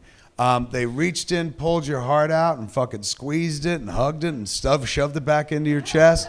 As, you know, Peter Parker, who's never had a dad, you know, and then loses Uncle Ben at one point and stuff, and now has lost Tony Stark, always loses his father figure, has to find a way to go on and become a man. All of it executed brilliantly.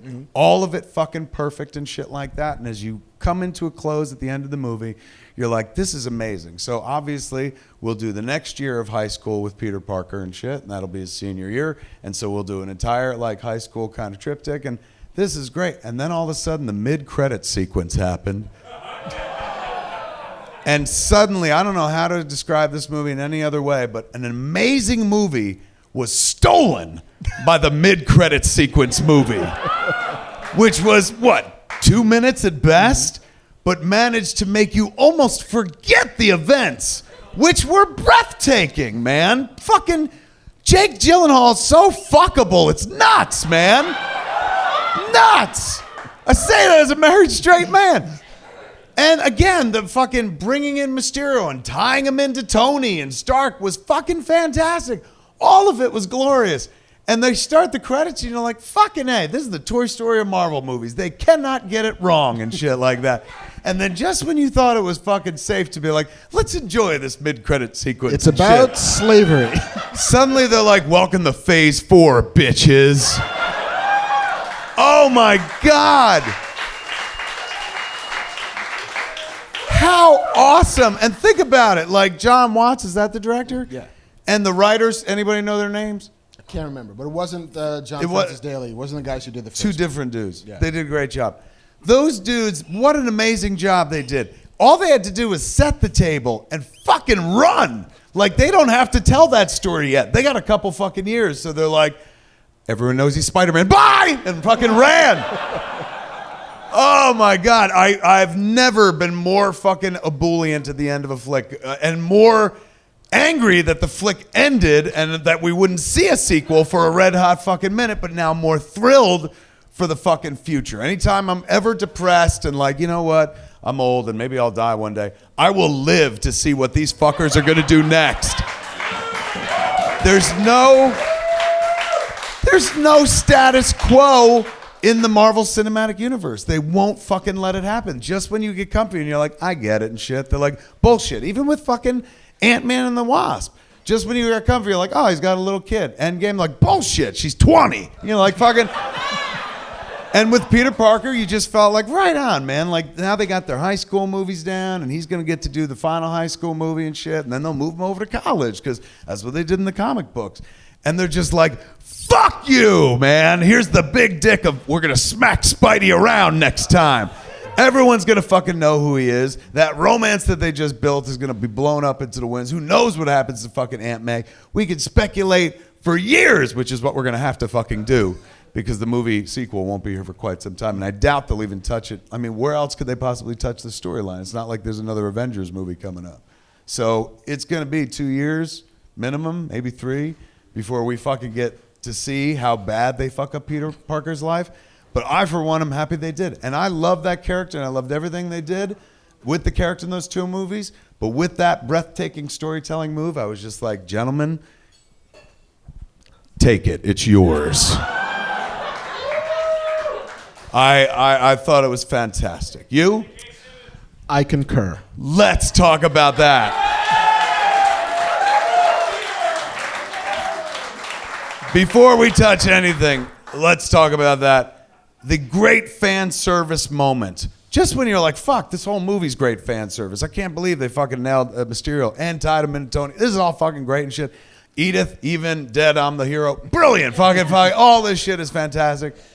And then they bring in this mid-credit sequence, which not only like turns the fucking table on the story, but they give us fucking J.K. Simmons as J. Jonah Jameson again, man. That is such fan service. So the moment I saw his face, I was like, you classy sons of bitches. That's so fucking smart. But then even more so, what I thought was fantastic was, I didn't think about this. In the last movie, they didn't fucking introduce J. Jonah or the Daily Bugle or anything like that. But, you know, I assumed as they go on, of course, sooner or later, Peter's going to get a job being a photographer and fucking the paper and blah, blah, blah.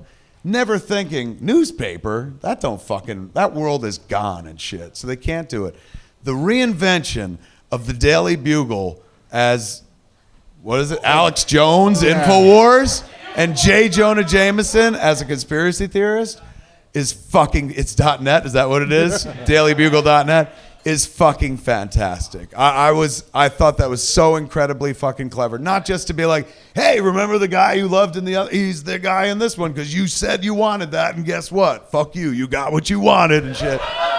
But then on top of that, the reinvention of that character is far more exciting than any previous incarnation cinematically of that character, because this is fucking gross. You know what I'm saying? It's one thing to have J. Jonah Jameson be the guy at the newspaper who's just like, ooh, Spider-Man. Meanwhile, here's the sports. This is a guy whose whole fucking life now is going to be about fucking superheroes, and particularly about Peter Parker. I thought that moment, that little payoff with Mysterio fucking him in the end was so Mysterio, like so fucking perfect and shit like that. And as they set it up where he's going, Spider-Man is, and it crackles out, and you're like, oh, thank God. And then he comes back, he's like, Peter Parker. I'm like, no! No, you piece of shit! Oh, I fucking loved it. You know what? It honestly goes up there with I Am Your Father in terms of a fucking twist. But they waited till after the fucking credits, man. That's fucking confidence. And they were like, look, let's tell our story. Our story happily ends here and shit. And fuck you. Oh, I fucking love that. But yes, seeing J.K. Simmons come back, apparently he's not going to be fucking busy doing James Gordon anymore. So see him come back to the role that he fucking made famous is fantastic. And seeing it in that incarnation, equally fantastic. Now, uninterrupted, what did you think? I concur. I agree with you 100%. Like I cannot find a way to be shitty about this movie. It's like a child's Christmas. It's just so perfect and it really is, and it's joyful. It's these little moments. Like, and I only thought of it just now. You were talking about it. You know, Tony and Uncle Ben as Peter's father figures. Did you catch the suitcase? Yeah, I saw that in the trailer. It's Uncle Ben. It's Uncle Ben's suitcase. Yeah. And by the end of the movie, it's gone. Like, it explodes. Like, he's shed the baggage of that, of both Tony. Do you think they knew that metaphor? Absolutely. Because they put it on his fucking luggage. That's good. He doesn't have that luggage with him. He doesn't have to carry that weight of being that guy See, anymore, that's why I will never. I can't fucking write for fucking Sandman. I can't even decipher simple shit like that. That's good. And I love the fact that even though going into that movie, you know that Mysterio is probably the bad guy. What? Yes. They bury it so quickly. Like, they answer the questions you have before you ask them, which is, who's that? Fucking Mysterio. We know. I'm from an alternate universe where, like, this is what happened to me. And like, oh, shit. Okay, alternate universe Mysterio. Maybe he's good on that side. Like, you literally... I just gave you props for being a smart storyteller and shit, and you're like, maybe he is good. It's one of those, like, they diffuse the bomb before you know it's going to go off. So Right. your eye is not on that ball anymore, and they give you elementals to worry about. Like, fucking have that. Me, look, I love the movie, but I was just like, all right, let me see the turn. Show me the hustle. Because I knew there was something coming. What I didn't know, it was the sting. And that's what fucking delighted me. Because I knew, of course, look, he's fucking Quentin Beck Mysterio. There's no way he doesn't fucking turn out to be the bad guy and shit. They did make the Skrulls good, but there were other villains in Captain Marvel. Without an obvious villain like the Elementals, that shit don't count and whatnot. There, you knew it was going to be fucking Mysterio. So, that being said, how they made it Mysterio, Team Mysterio, Yes. was such a brilliant reinvention of the idea. The tech behind him, they didn't make him like, in the comics, he's a special effects wizard. This is as fucking close as you get. It's getting pretty close. It's more convincing than just doing a special effects wizard. But I thought it was fantastic that he was wearing a mocap suit in the third act. Not just a fucking mocap suit, but a mocap suit with a bubble head. So that even when he wasn't Mysterio, he was fucking Mysterio. And he allowed Spider-Man to punch him and crack that fucking bubble dome. Like, all the shit that you loved from comics was present in one level or another, including Mysterio mind-fucking Spider-Man. Yeah. That one sequence is so great. I can't wait to be home, own that on home video, wake up in the morning, get really high, and just watch that part over and over again. Oh, it was fantastic. And they did all the shit you want them to do. Like, they used his head as a snow globe and shit like that. It was fantastic. I loved that. Yeah, I mean, I love the moment where you get the big Mysterio reveal. It's only second in the Marvel Universe to the Mandarin reveal for me, which is a lot of the reasons why this feels a little bit like Iron Man 3. I agree. To a certain degree. It felt like, and I don't know if they're going for that on purpose, but I did feel like, oh, there's a familiarity here. But I liked that because they tie Peter and Tony together so well. So I don't feel like, oh, we've done this before. I mean, look, on some level, like we've done all the stories before, they're superheroes. Like superhero stories have a kind of archetype to them and stuff. But I was happy with what they did with this. Whereas with Mandarin, I was like, oh, I would have actually liked to see the Mandarin. Like I liked their idea, but I kind of, as a traditional comic book fan, I was like, where's the Mandarin, the real Mandarin? And here I feel like they did give us the real Quentin Beck, the real Mysterio, while going above and beyond and giving this whole other world where you're like, oh, that's clever, that makes sense, this would do it, blah, blah, blah. And I think also like Iron Man 3, it's very much about trauma, right? It's very much about post-Endgame, like the loss of Tony Stark, and they are never subtle about Tony is everywhere that Peter goes. There's some mural on a wall, there's some giant billboard that's got his name on it, there's stories that somebody's reading on the plane, that he's being haunted by the guy who he can't ever hope to live up to. And in Iron Man 3, it's very much he's haunted by New York. He's haunted by, like, I died, and I couldn't stop everything. Like, I laid myself in the line for it. It's going to happen again. I'm driven by it, and I can't run away from it. So he runs away from it. Right. And Peter, to a certain degree, is running away from having to wrestle with being a superhero by going on a school trip, by just wanting to kiss this girl, by having this list of things that he thinks that he needs to do in order to be a real boy, when the truth is that he just needs to, and I think Happy will even says it to him, it's like, we don't need you to be the next Iron Man. We need you to be Spider-Man. Right. We need you to be who you are. Who's the best version of you? Like, there's never going to be another Tony. And even if there was, Tony made this shit up all along anyway. Like, the Tony you have in your head is not the Tony who was. So you can abandon that idea of perfection and just be the you that you're supposed to be. And that Happy scene on the plane is a fucking tearjerker. Yeah, It's that's just- where I cried. I cried when Peter starts taking apart the tech. He's like, you don't need this, and he's doing what Tony did, and they put his hand in the way that Tony put his hand in it, and then they cut to Happy, and Happy clocked it as well, and I was already crying at that point, but I was like, oh my God, but then I was like, Happy didn't see fucking Iron Man do any of that shit, man. I watched Iron Man a zillion times. Happy was never there going, I see what you're up to. But I got the spirit of the thing. I was fucking all for it. That made me fucking well up. That was beautiful. Yeah. Well, that was cute, though. That was awesome. Where he's just like, I'll take care of the music. And he's like, I love Led Zeppelin. But that was sweet. And really touching for Favreau to be in that scene. Favreau established AC/DC as the sound of Iron Man and stuff. Yeah. So I think, honestly, like watching him run around in this one and whatnot, I'm just happy for him. Because without him, you don't get the Marvel Universe as we know it today. He built a really strong spine with fucking Iron Man and whatnot. And then didn't wind up getting to do the Avengers, which he probably should have done them. But now has come back in. Look, he's fucking not hard up for work, obviously. Lion King's about to make every dollar that was ever printed in the United States and shit.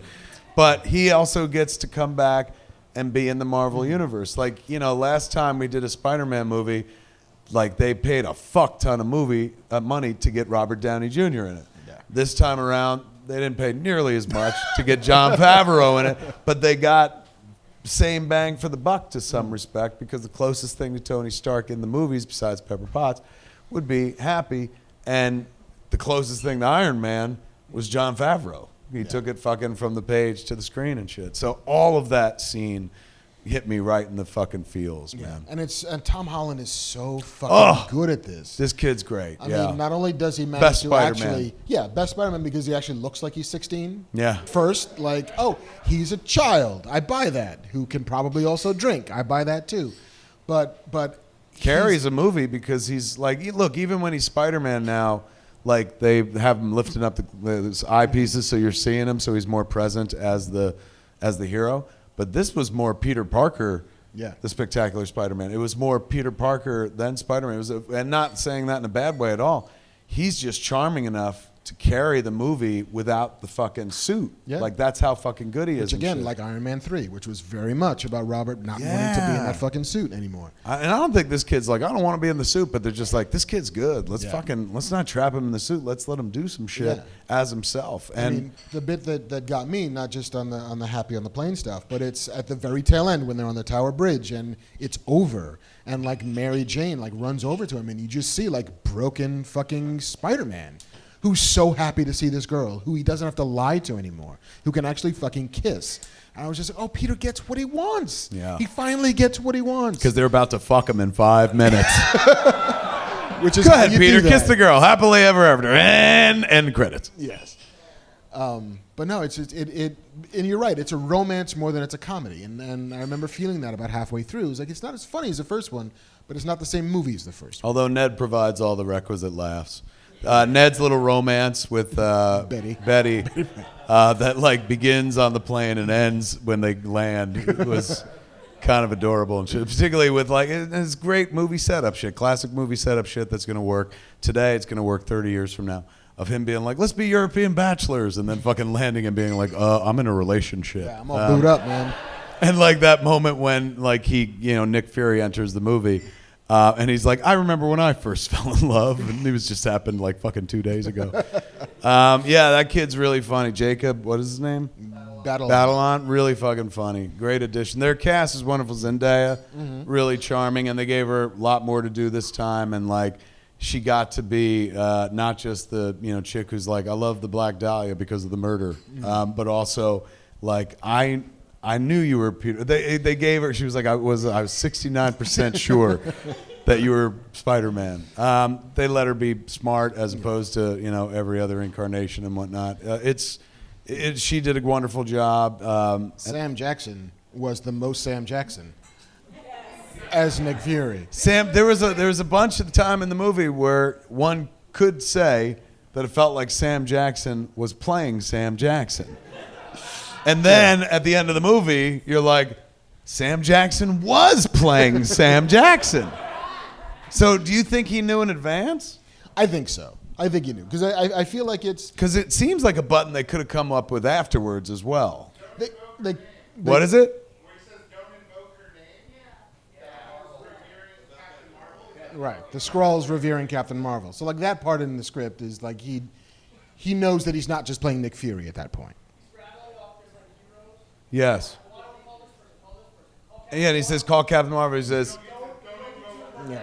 Get your name out of your mouth. Well, that could have worked for Sam Jackson with the Kree, with the Skrulls. Oh, that's fucking dope. I hadn't thought of that. I feel like it's a bit like, we talked about in the alley. It's the Chris Evans playing Loki playing Captain America. Right. So it's like the most version of Captain America where he's like, look how patriotic I am. Like I feel like the most Sam Jackson is what a Skrull would pretend Nick Fury is. Right. That's the second the end credit sequence is the reveal, spoilers, of course, that Nick Fury hasn't been Nick Fury the whole fucking movie. Neither has Agent Maria Hill. It's Talos and what was his wife's name? I don't remember her name. Julie. Taken their place. The whole fucking movie, which then had me scratching my head going, wait a second, how long has Nick Fury not been Nick Fury? But I guess we're all in agreement that Nick Fury was Nick Fury. Nick Fury got snapped away at the end of Infinity War. Yes. Then Nick Fury was at the funeral at the end of Endgame, and then presumably left Earth with Captain Marvel. That checks out.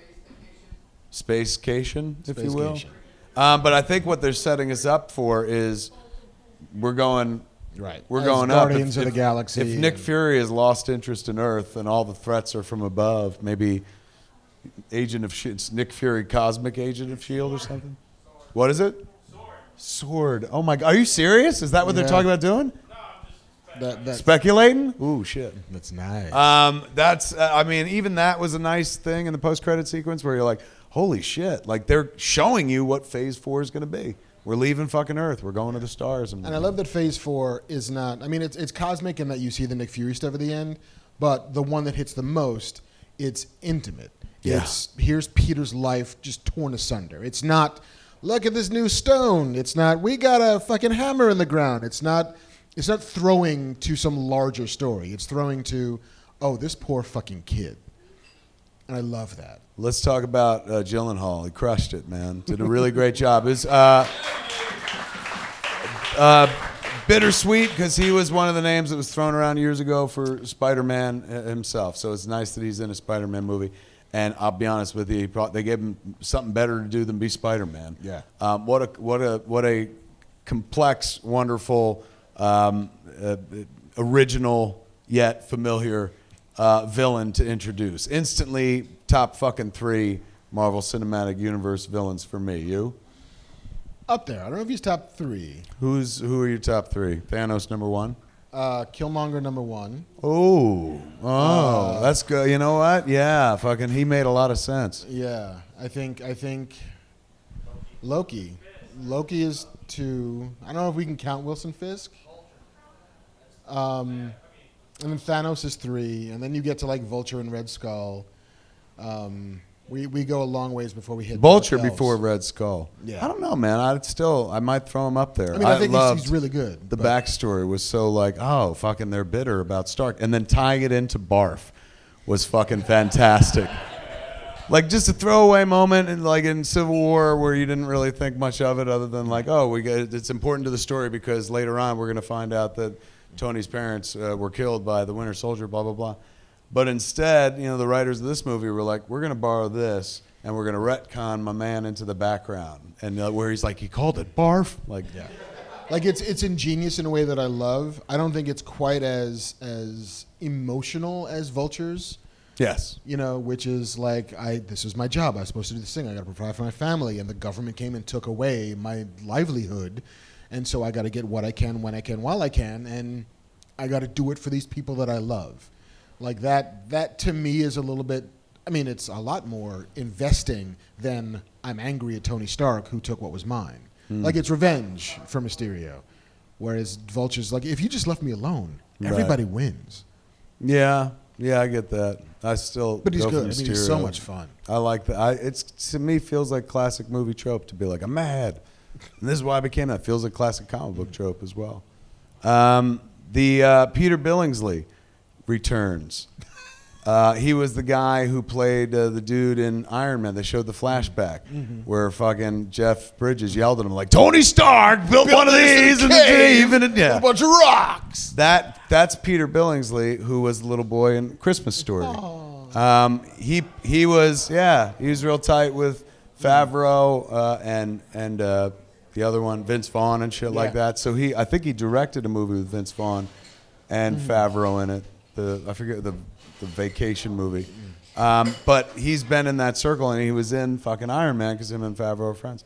So for them to grab that character and bring him in, like that's incredible fan service. Like that's like, oh, a few people remember this guy. Once they showed that clip, everybody remembered that guy. Yeah, I mean, and I love that from a story mechanics perspective, making Quentin Beck a previous Tony Stark employee makes him Tony Stark, ultimately, for Peter. Like, that's Peter's in, is like my father figure, the guy who was the closest that I've ever met to being actual Tony Stark. He's fucking brilliant, and he knows science, he knows all this stuff. He's ultimately like Tony Proxy. And for that guy to be evil, for that guy to turn on Peter, for that guy to know Peter's secret, for that guy who Peter trusted enough to make him the next Tony Stark. Like, you would have had to put that in whatever villain you choose, is he's got to be directly wired into who Tony was. The beard and everything, they just kind of made him look Tony-ish. Not like on point, but close enough, particularly when he puts on the Edith glasses at one point. And Peter looks at him and he's satisfied. He sees fucking Tony wearing the glasses, and that's when they do the Sting turn. I thought it was great, making it a team and making it a team effort and making it a scam and shit like that. I was glad, honestly, that it wasn't like, there is a multiverse, and I've come from it. I thought it was great that he was just like, people, you have to make it more ridiculous for them to believe it now. Like, and I love that things were like, we need an Avengers-level threat. Like, like in that world, it all exists. I love that they don't call it the snap. We call it the snap because we saw the movie, but they call it the blip because they didn't see the movie that we saw and shit. So when everyone left, they blipped out. It was an incredibly charming sequence. That first news report is adorable. It really is. I love it. Where they're like and it proves they have all the money because it opens with a throwaway fucking, like just like in a kid's video of Whitney Houston's I Will Always Love You. One of the most expensive fucking songs in the world, man. But it was pitch perfect. It just made a lot of fucking sense. That video was adorable. With all the like stolen clip art and shit like that. Really good time.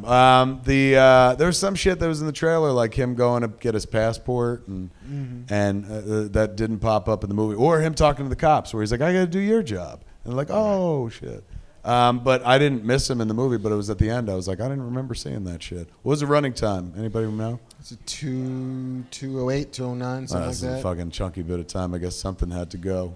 Yeah. Although everything after Endgame is like, oh, this is fun. It's like a diet movie. It really was, yeah. It was wonderful, man. They're doing the right things over there. Like, no complaints whatsoever. But once again, you know, the villains, all the tech, everything they had to fight was built by Tony Stark. Like, the bad guy in all these movies is Tony fucking Stark, man.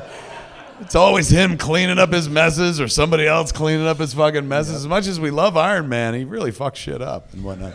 It's like nobody knows there's just 1,000 satellites in the air that still say Stark Industries that have weapons of mass destruction in them. Yeah. Maybe, like, hey, can we get the keys to that? It'd be awesome if you didn't let like a 16-year-old do it. It was cool, though. There was a bit of Charlie and the Chocolate Factory to it, in as much as like he gave the golden ticket to him. Yeah, I love it. All right, so rather than dive into Q&A, what we're going to do is open it up to you guys, because you all saw the movie as well, so I'm sure you got some original thoughts about it and whatnot. Let's keep it like tight so we can do a bunch of people. How about we do fucking 10? We'll hear your thoughts on the movie, because you just heard the shit out of ours and stuff. So instead of Q&A, we'll keep it Spider-themed. If everyone's cool with that. JC, pick somebody. Who wants to talk about Spider-Man? Give us your thoughts and feelings, man. JC will pick you. There's hands going up over there. There's hands going up over here. We got a taker. Jump on over here to the lit spot. What's your name, young soldier? AJ. AJ, everyone give it up for AJ. What up? What'd you think of the movie, man? Give us your review. Amazing. I don't know. Spectacular. That'd be ultimate. Yeah, that too. Amazing Spider-Man. Yeah. I just wanted to point out something. How they got around villain-splaining, like in the meeting scene. Explain. Yeah. How they how they were having the celebration and they were like, you did this, you did great, everybody did great, and you did this, and this, and this was my plan, this was your plan. A lot of exposition in that scene and entertainingly done. But I didn't notice it until completely after the movie, so they got away with villain-splaining basically the entire plot of the villain's plan, which I thought was pretty smart. See, if you can do it in a classy, entertaining way, man, a trope still fucking works. Yeah. Good observation. You got thoughts on that? Yeah. I mean, it's a bit like the Raiders of the Lost Ark scene, right? Where he goes and talks to, like, the army guys, and they just, for like 5 minutes, they just drop anchor and explain shit to Indiana Jones. Yeah. Who then explains shit back to them. But because it's done in a fashion that we're on board with, and, like, Indy gets to assert his knowledge, and Indy gets to give you the sense of, oh no, I am qualified for this. I understand what this is. What are these? This is a power of God or some shit, whatever. Like, you can do it, like you said, if you do it well and if you do it entertaining, you can gloss over these giant, just wadfuls of exposition, and you don't care. Like, champagne in hand, marching across a bar. Yeah, that dude could have told you, like, the Gettysburg Address, and you'd have been happy with it. That was my favorite writing part of the movie, I think. Yeah. No, it's super solid and really smart, because you have to do it. Yeah. So let's do it in a way that you kind of dig it. I like those little tricks where they get around a trope by clever writing. Yeah. That's my favorite thing. That's what it is, man. Like, look, it's nice to be genius at something. I'm sure. I have no idea, but I'll take being clever any fucking day, man. Because clever will get you around fucking shit. Clever will get people just impressed like long enough, which is all you need in a movie. Yeah. You don't need them to think you're brilliant. Like fucking, you just need them to go, oh, that's clever, until they get home and be like, wait a second, that sucked. You know what I'm saying? So clever can get you through. And that was a clever observation. Give it up for him, ladies and gentlemen. Hey, Jay, you let us off.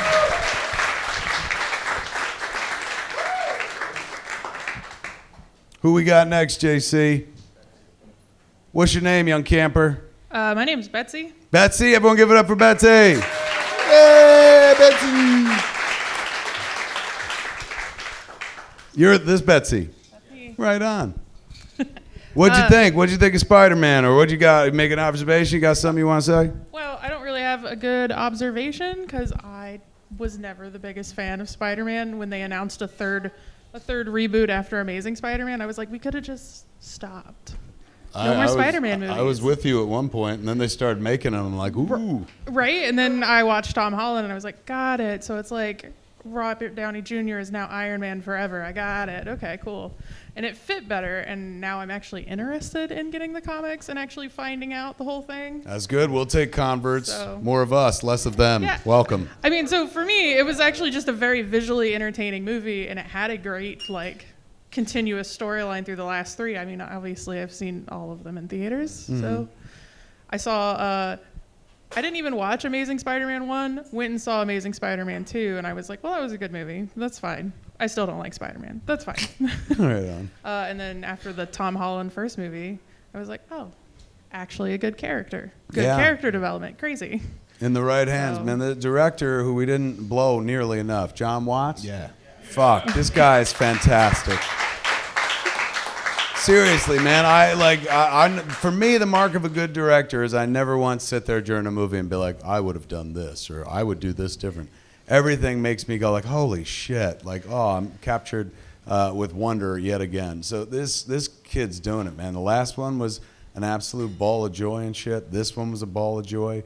And it's not just like, the good warm feelings of Spider-Man. It's a well-made fucking movies, well-told stories. Like that fucking sequence, you know, I know there were lots of, it's not just the director, there's lots of visual effects artists involved in a sequence like that.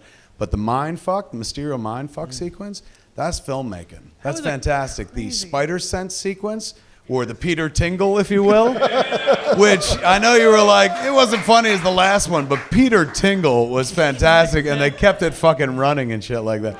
And the first time they said it, I was like, oh, Peter Tingle instead of Spider Sense. But then I thought about it, I was like, Peter Tingle, that's a dick joke. Like I was. So when they made a dick joke. Yes. When they did the Peter Tingle sequence down the hallway, which was essentially him using his spider sense to attack all the fucking drones, that's fantastic filmmaking, man. Like really, that guy's doing a great job, and the character stuff is wonderful. He took us on a tour of the world. They actually went and shot overseas and shit. So yeah, man, John Watts doing a great fucking job. Look, we all love Sam Raimi, and Amazing Spider-Man 2, one of the greatest superhero movies ever made. It's the only Spider-Man 2. soundtrack I've ever bought. Not Spider-Man Amazing 2, not Amazing Spider-Man 2. Spider-Man 2. Sam Raimi's Spider-Man 2. I think I said Raimi's Spider-Man 2. But maybe, I don't know. We'll check the tape. But regardless, the one with Doc Ock. Yes. Wonderful superhero movie. Top 10 type superhero movie. But I feel like John Watts, 2 up at bats at Spider-Man, is hitting as strong as fucking Raimi did. Yeah. So that's really great for him. Thank that guy for making a Spider-Man we could all fucking get behind. Well done, man. Give it up for her. Thank you. 2 down, 8 to go. Give us another one, JC. Hey, Kevin. Hey, what's How's it your going? name? Hey. Will. Everyone give it up for How's Will. it going? Thanks. Thank you. What do you got for us, man? Spider thoughts. So going back to the conversation you guys just having, how the twist that Nick Fury is actually a Skrull, and actually on our way over here, my wife actually is the one who brought it up, so credit goes to her. So there's a scene. Remember when they have a call? She's right there. Good job, man. Yeah, she came on the way with me. Marriage. I know, right? So she brought it to my attention was the fact that remember how they kind of had the whole protocol have Happy calling Nick Fury and tell him that, hey, remember the surfboard, all those stuff, but don't judge the book by its cover. And it kind of takes it. It's interesting that in the end he was actually Talos the whole time. Yeah. And remember in Captain Marvel the whole time we're thinking, oh, this girl is bad. Oh, they're gonna do something bad. Watch, they're gonna do something bad. And then the whole point when they reveal that is like, oh my God, it makes perfect sense. Yeah. Like when they told him, it's like, wow, yeah, that is. And a great use of the character too. So close to Captain Marvel. Like, you know, Yeah. Captain Marvel just happened a minute ago, and then suddenly Endgame happened, and we're like, yeah. So, you know, the Skrulls were wonderful characters in Captain Marvel, but these Marvel movies come so thick and fast that you're on to the next fucking thing. It was nice that they didn't wait too long and fucking put it into effect to be like, remember these cats? Hit the metal while it's hot. Yeah, Strike the yeah. metal. Yeah. Thoughts? That moment bumped me a tiny bit because like Happy's giving code to a dude who shouldn't understand the code, right? Like if it's a thing that they had worked out. But before, he could talk to Fury, obviously, like because he But he- contacted Fury and Fury ghosted him.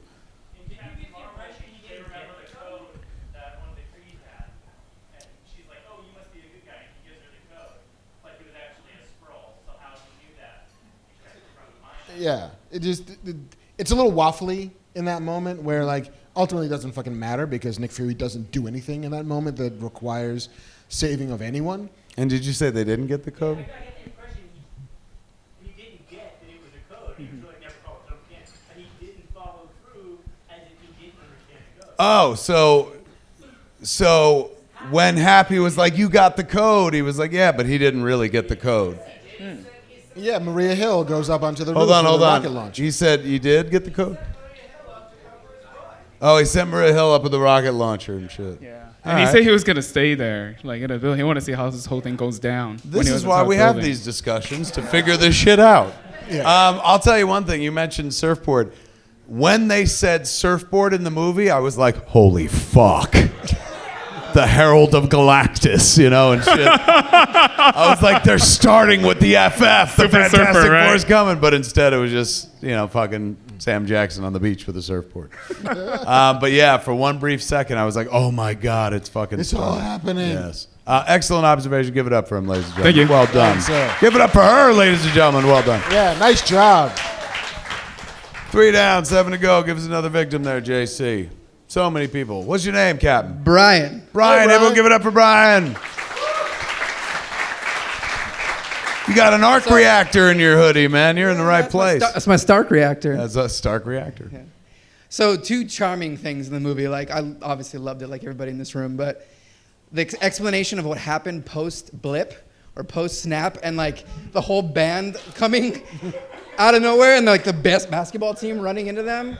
That was Phenomenal. really. It was such a cute and clever bit, and when Endgame came out, people were going like, "Well, what if you got fucking snapped back and you were in a plane? Yeah, Did you just like fall to fall your and shit death. like that?" So there were all those, and you know these filmmakers must have been like, "We know what happens when you come back," like because they showed us right in the fucking beginning. The band comes back and fucking runs into the basketball players. Yeah, I love It's really dope. the Salvation Army fundraising drive for like the new wave of homeless. Because Yes. like people had disappeared for 5 years and My- motherfuckers moved into their apartments. My favorite one was like That my was in the grandma movie? thought there was Yeah. a ghost in my That's funny. house. When they're like, "Oh, my grandma I appeared," and my grandma thought it was a ghost in the house. And it's like, "Oh, my wife thought I was cheating on her." Or Was the that when one, the May was guy who talking was about it? like, "I thought my wife snapped away, but Yeah. she just left me." What's his name from Freaks and Geeks? The actor.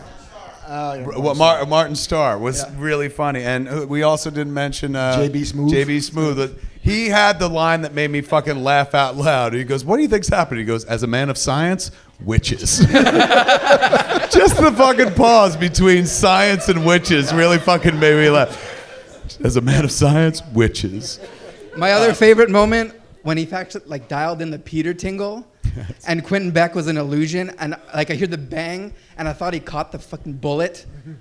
I was like, "Oh my God." And how dope was it that they literally let Quentin Beck was pretty shitty in the movie Yeah. and was constantly talking about, now I have to kill Peter. And like would have shot him in the fucking head. Yeah. Used like one last illusion and was going to try to fucking kill him. So like it justifies his death in I was some like, way. "Please let him be holding that bullet." You know what Yeah, I mean? no, I was just fucking glad that they pulled it off. I hadn't even seen that one coming. I thought I'm so fucking stupid that I thought the guy on the ground was him and this was the end and shit. And that last little twist, I was like, oh, fuck, that's cool. And then they twisted even more in the mid-credit sequence when he's like, Spider-Man is Peter Parker.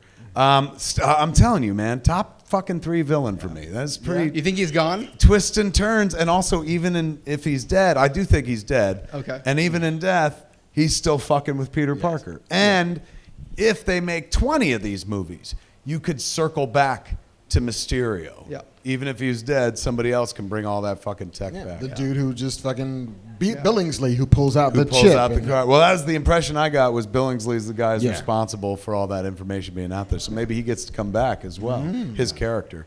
Oh, I loved it. I love this part. We could all talk about shit that I forgot. Give it up for him. That was great, ladies and gentlemen. This is from you? Oh my God, this is from Brian. Look at this, man. It's for the legend, for our friend, my mentor. Thank you. That is all the Marvel Cinematic Universe characters under a picture of Stan. So it's not just heroes, it's everyone from the Marvel Cinematic Universe. Even the Netflix heroes. Even the you put Daredevil in there and shit? Give it up for Brian, man. That's beautiful.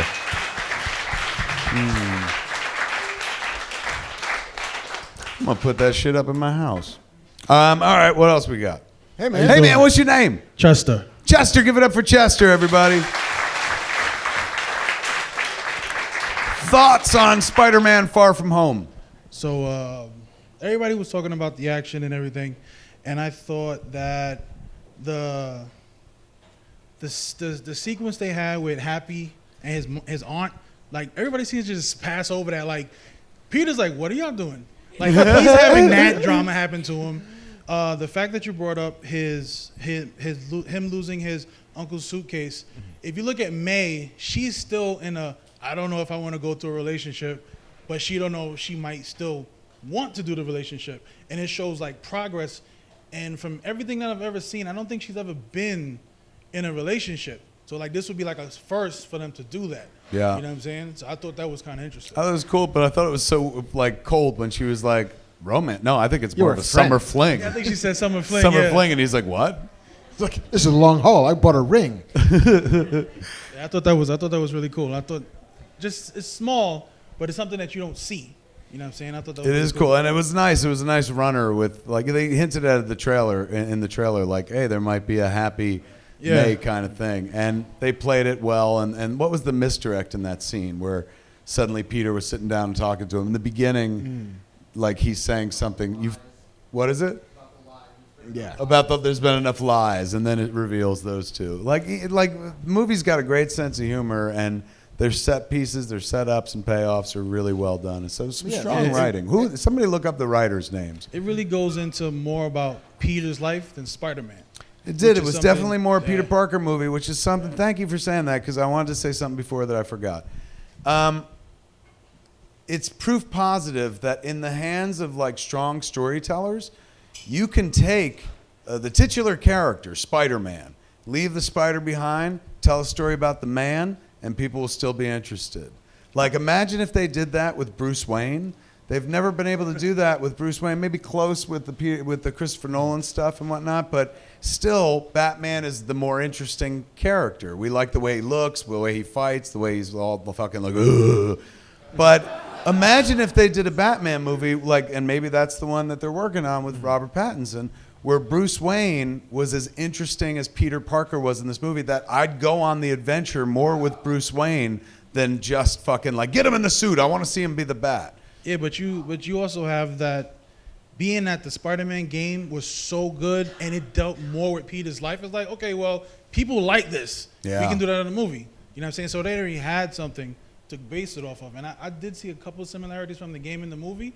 But Marc said that as well. It's like when he's taking the pictures, when he's swinging in the end, like it's the fun of it, right? It's this should be the most fun thing in the world. And they let him do it right before they fucked him. Yes. Like, they just Every it was good such a thing happy happens. ending. He's swinging through the canyons in New York, taking pictures of himself and But shit. that's- Like, that's right his life. on, Spider-Man, and then credits, and then... that's Spider-Man's life. He doesn't have happiness long. No, and that's what never I had was that so person. delighted by. I was like, they fucked him, and I was mad, but I was like, But that's what they did in the comics over and fucking over again. And Jonah's supposed to be the one fucking him. Yeah. Oh, it's fucking good. Great observation. Give it up for him. Because he's right. Like, so much of it is in the small moments, right? So much of what makes both of these Spider-Man movies work is these little tiny things. And it's rarely when he's actually Spider-Man, but when he wants to be the best version of himself. When he's, in the first one, in Homecoming, when he's in the car with what's her face, with the Vulture and his daughter. Oh, and he turns around and has that conversation with him. Yeah, that was it's awesome. the get up, Spider-Man, fucking get up, Spider-Man. You're gonna make me cry. Don't fucking do that. I love that moment. Get up, Spider-Man. His voice is cracking and shit. Yeah. Oh, that's fucking awesome. Yeah, there was no get up, Spider-Man moment in this, but it was more. It wasn't get up, Spider-Man. I've been physically beaten. It was get up, Spider-Man. Be the hero that Tony he's on knew the, you He's were. on the plane with Happy, and he's crying, and he thinks he's lost, and he gave the fucking glasses to the wrong guy, and my friends are in danger, and he's just completely bereft. And then Happy's like, "Nah, man, you got this." Bereft on a private jet. It's the worst kind of sad there is. I want to shout out a little moment in the movie that I thought, was quick and it was fucking, part of something larger, but for a certain fan base, it had to be everything. During the Mysterio mindfuck sequence, when they show Iron Man crawling out of the grave, he looked like a Marvel zombie, and I was like, "Holy fuck! They touched on Marvel zombies as well." This is fucking dope. What do you got? Chris McKenna and Eric Summers, who did Homecoming, Ant-Man and the Wasp, and Jumanji. All right, so they wrote Homecoming. They worked on Homecoming, but there were other writers, right? Yeah, They're credited as writers on Homecoming, Ant-Man and the Wasp, and Jumanji. I mean, I didn't see Jumanji, but I like those other two movies. Jumanji's Jumanji's good? fun. Yeah.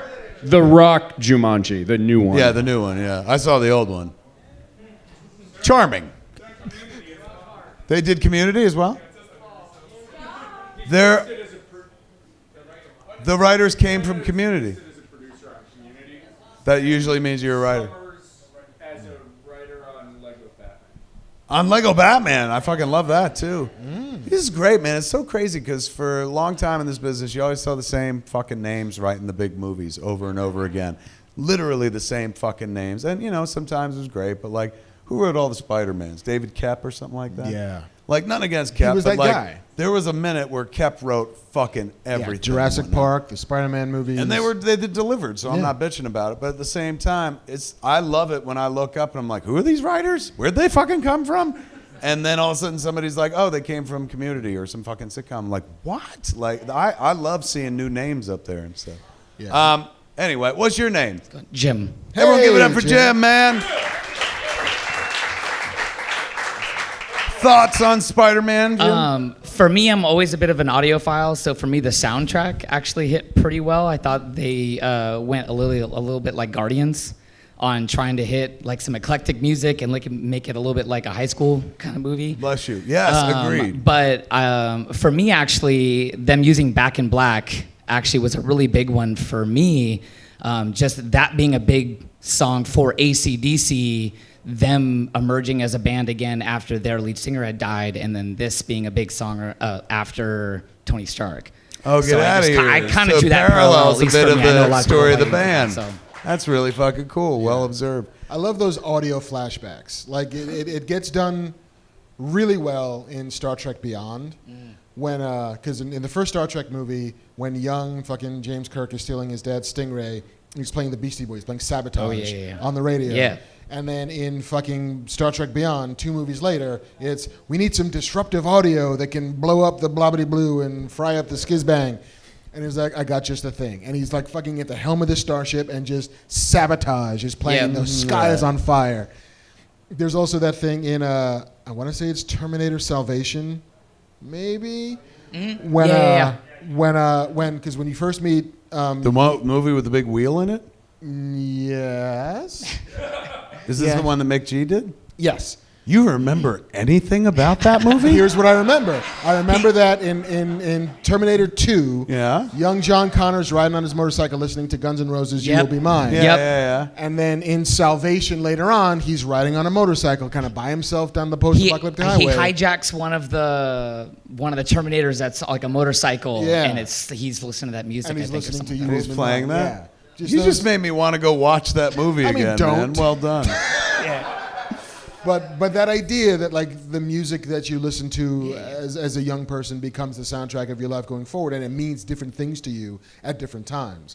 And so for Tony to have been all about fucking Back in Black, or happy to have been all about Back in Black, for them that to mean something for fucking Peter in a kind of off way, it's just delightful. Did they also?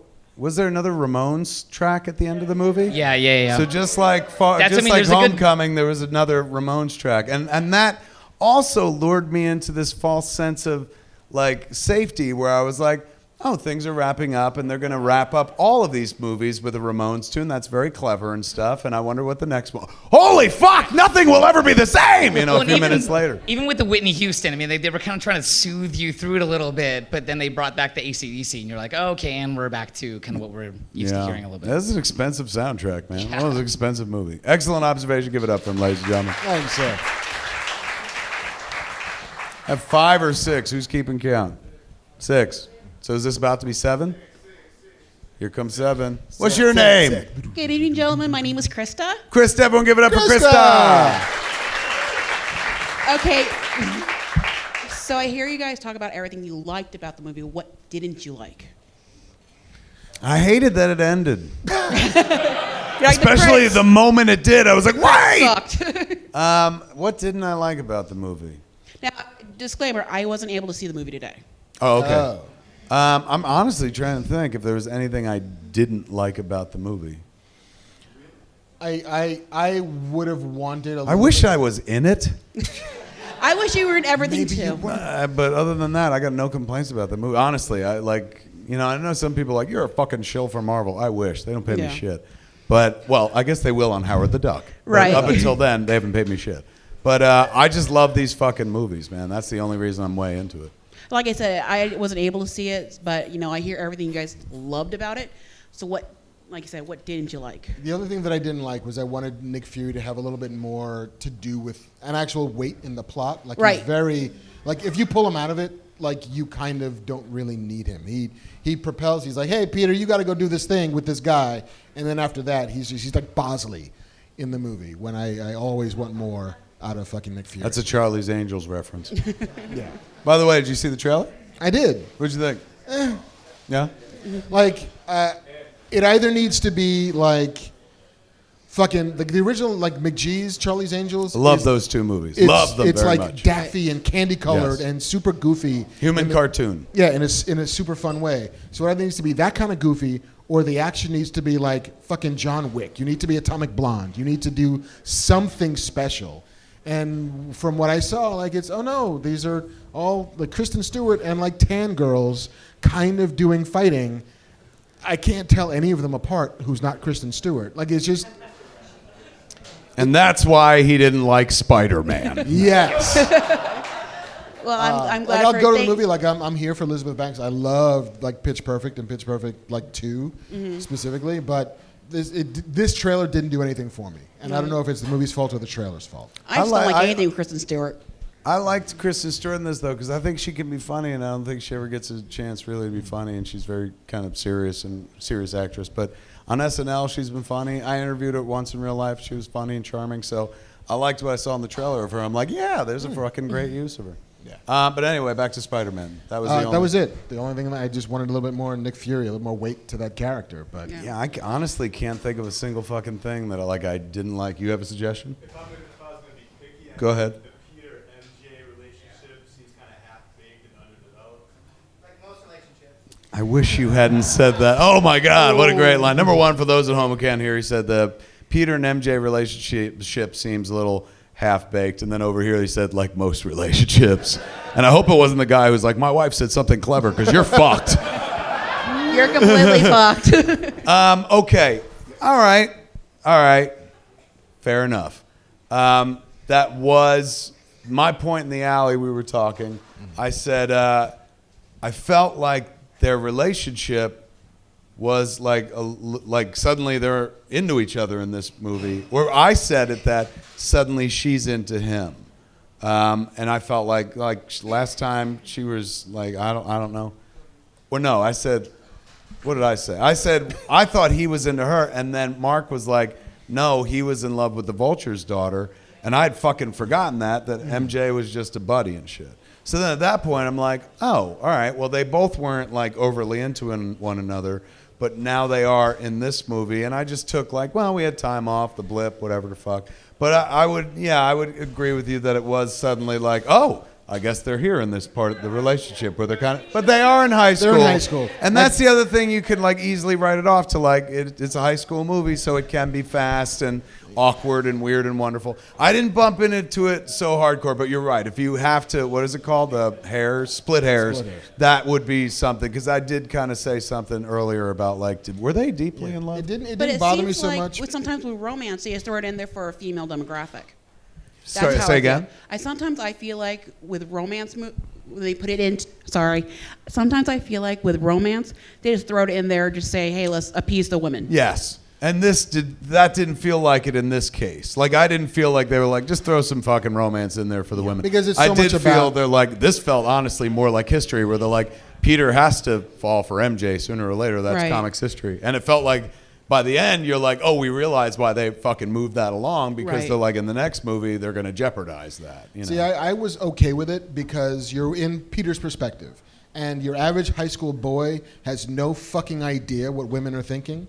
They have no game at all. They have no game, and they have no clue, and they have no insight. So if you're riding with Peter, he has no idea how she feels about him. And so the movie, because you're in his POV, doesn't know how she feels about him either until she declares it. And The only Peter's thing he relieved. knows is whenever she's around, he gets a Peter tingle. That's what she said. Low-hanging fruit, sorry. Literally. Well, it hasn't descended all the way yet. His voice is Yes. still kind of high. That was great observation. Thank Give you. it up for her, ladies and gentlemen. Well done. Thank you, gentlemen. That was 6 or 7? That was 7. That was 7? That was 7. I lose count so easily. You still, hold on, we got an excellent point over here. You still think that romance was better written than the Hulk Natasha one? Seconded. Absolutely.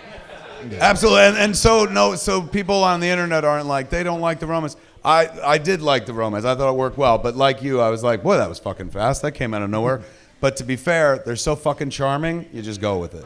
You know? And I'll buy the high school thing too. And as much as like, everything when you were younger was like, oh my God, this is it, the big moment. And it happens out of nowhere. So I go with that. What's your name, man? Hey, I'm Frank. Frank? Frank. Give it up for Frank, everybody. Hey. Marc, Yes? fellow member of the Bronx. Oh, Oh, down. shit. What up? Way before Wakanda, we were doing this. Awesome. Just to the previous point, they kind of tease it at the end of Homecoming when she takes over the decathlon, the academic decathlon group. She kind of lingers on Peter when he's like, "Oh, I gotta go." She does that thing. So That's they right. set There up was the a idea. bit of setup at the tail end of the last one. Right. Yeah. And you What didn't even about know for when- him? Did they set him up at all? No. He's oblivious. Like he's. So no, on it's this just one, the camera stays on her for a bit, just a and heartbeat. he never in Homecoming No. had any MJ feelings. No. I'm gonna next time. Next time I watch this, and I'm gonna go. I might actually go again tonight, man. I might. I'm gonna look at the with an eye toward the relationship just to see like how they get into it, because I was filling in the blanks on my own, I guess, with comics history or just knowing all the movies or where it's going or whatever the fuck. I put in information that wasn't there. Maybe I'm gonna watch it anyway. Right. So I just wanted to kind of piggyback on the John Watts observation. And this is something MCU, like obviously with Kevin Feige kind of running it. And also, yes, before we fucking go a step further, we've blown everybody in regards to this movie except the guy who really probably deserves all the blowing from now until the end of time. The only Kevin that matters in this world, Kevin Feige. Give it up for him, ladies and gentlemen. Once again, man, everything the dude's involved with, just fucking, I love it and shit. I'm telling you, I could be fucking killed and someone could be like, Kevin Feige planned it. I'd be like, brilliant. Well, I was just going to say the reason why the MCU works the way it works is that they identify, and specifically Kevin Feige, I assume, identifies the core of each character. And no character, like even just like a tertiary character, escapes this kind of scrutiny. They identify what that character's about, where they're broken, why.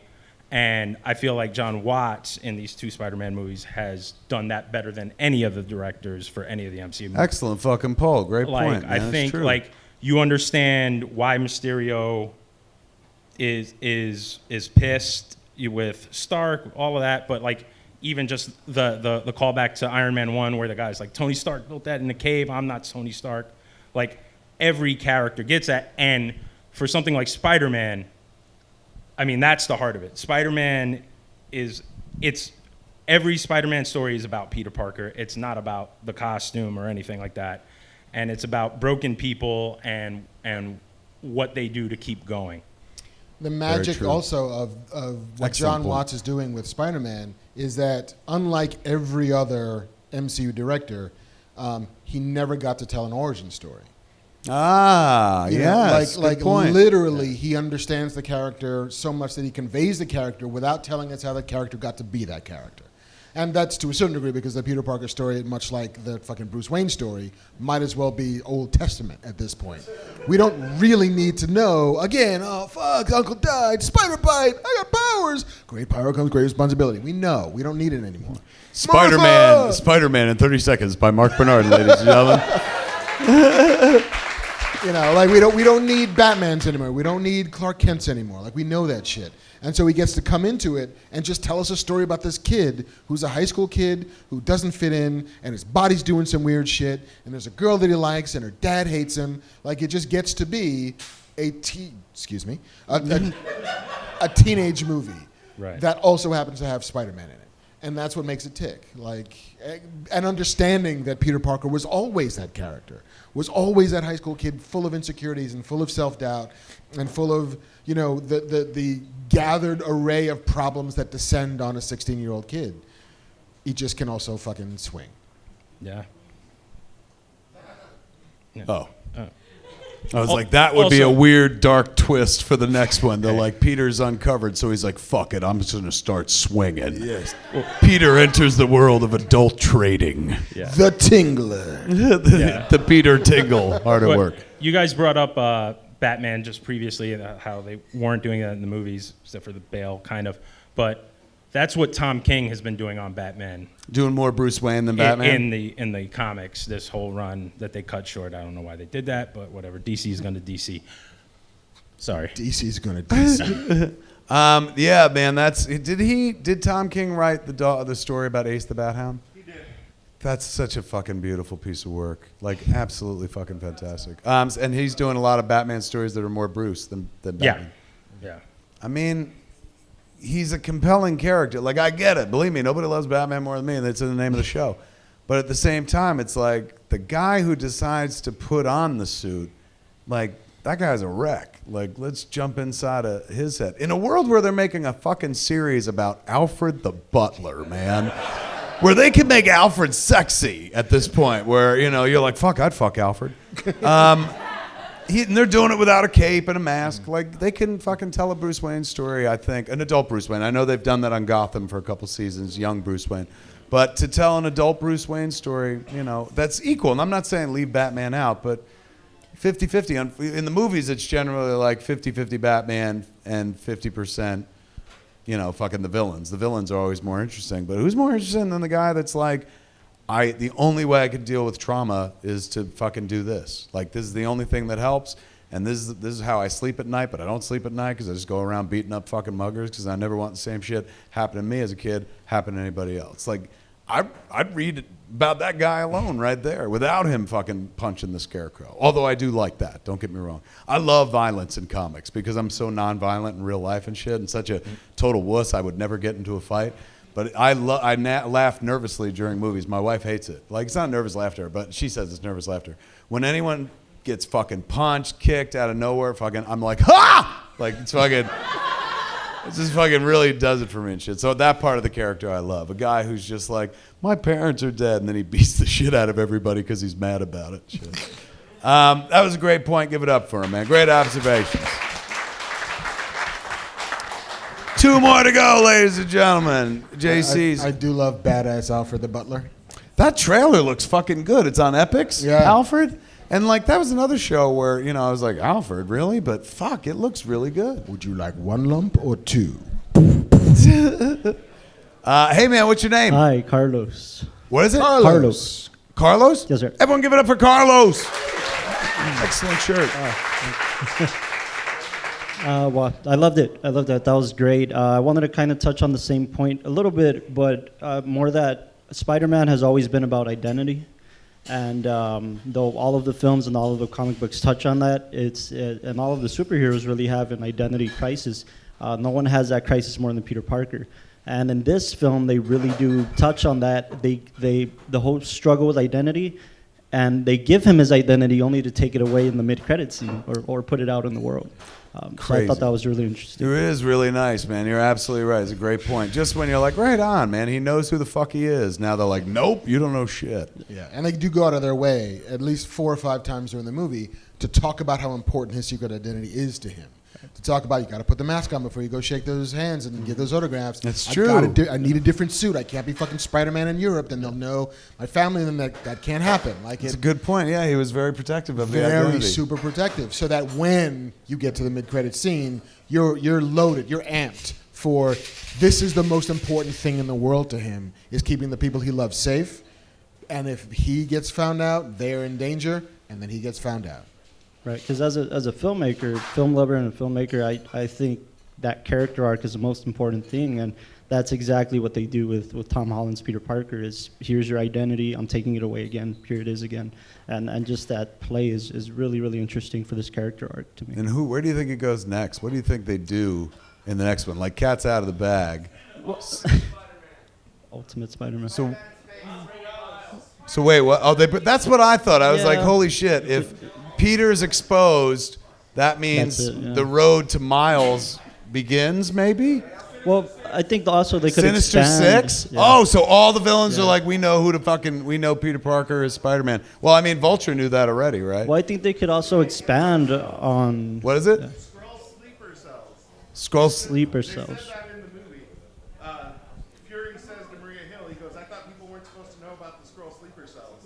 Holy shit. That's a line in the movie? Scroll sleepers? I can't even say it. Scroll sleeper cells. Scroll sleeper cells. It's tough to say. I mean, the other thing you could do is, I don't know if they're ever going to reconstitute S.H.I.E.L.D., but, you know, Peter Parker, agent of S.H.I.E.L.D., like, protect my family, I will do whatever you need me to do. Just keep fucking, you know, absolutely witness protection. Put Aunt May, suddenly she's Jane, and... I tell you, man, like... Or Scarlet Spider, that's true. Oh my God, maybe the Spider clone will come back from the comics. In the end of it all, they're just either he or Fury, anybody. He might just create a whole new persona for himself, as Peter Parker and as Spider-Man. You know, he'll just Doctor Strange.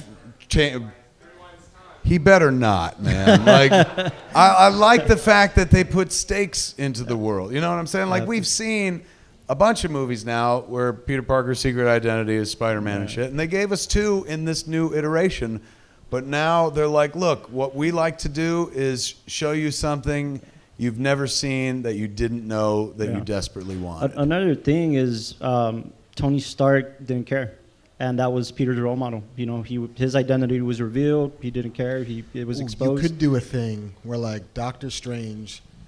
Peter goes to Doctor Strange and says, "Listen, can you help me? Everybody knows who I am. I gotta make it so that nobody knows who I am anymore." And Doctor Strange casts a spell, and everybody forgets him, including Aunt May, and including Mary Jane, including his best friend. And so now his greatest wish becomes the curse of all the people that I love do not know who I am anymore. That is such a good writing. I came listening to it. Oh my God, that'd be cool. All right, you could totally play that story. Now and they that won't, gives though, you because room you just for gave it out there. Sorry. These are excellent fucking points. Give it up for him, man. Well done. Thank you, Carlos. Carlos. Our 10th victim, sir. What's your name, Captain? Oh, had to wiggle my fat ass out of that booth.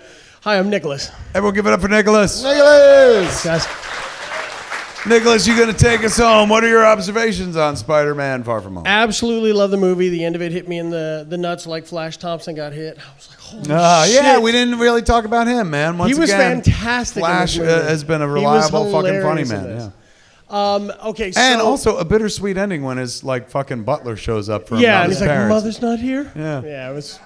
He's Batman. He's Batman. I think he's going to be Venom, but whatever. No, I'm sorry. Okay, so my question is, Quentin Beck, you don't think he's dead? I think he's dead. I don't think he's dead. You think they left him alive? Because Peter Billingsley said, when he said, just go full hologram on it. Just bring back the whole thing. Right. He says, I don't know how you're going to pull this off. I think it kind of alluded to the fact that he doesn't die in that sequence. Like he set up a triple inception, So it could an be illusion within an illusion within an illusion. I buy it. It's that character that would totally Right. work. Didn't Edith do a life signs reading on That it? was Didn't she do? He was wearing the glasses and there was a scan. But he had just had on those goggles before that. It's true. And Peter yanked them off his head, so we don't know what he set up in there. And Quentin Beck was pretty adamant about making sure those illusions stayed the way they were. That's true. So they could easily pull him back, and Now- even if he's not dead. With the new iteration of Quentin Beck, what villain would you guys like to see reimagined, and how would you do it? Great question. Not what we're doing, but we'll do it. I'm terrible at format. I'm sorry. Who would? Go ahead. You start. You're a writer. I want the Rhino. I want the Rhino. I think if you pretend that the Rhino is like, let's say he's a burn victim, right? And he needs an entire skin graft on his body, and so some fucking magic science. And here's the skin they could put on him, but it's too thick. It's too hard. It doesn't feel anything. It doesn't allow him to have a normal life again. And maybe he was a fireman. Maybe he was a fucking wrestler, because Stan loved wrestlers. And here's a man trapped in skin that isn't his, that he can't feel anything anymore. And so the one thing that he wants to do is find a way to feel something. And the only thing he can feel anymore is rage. And then maybe there's a way to make the Rhino not quite as jokey as the Rhino had been, but here's a bruiser who can't stand himself, who lashes out on the world, and Spider-Man has to find a way to do Spider-Man things.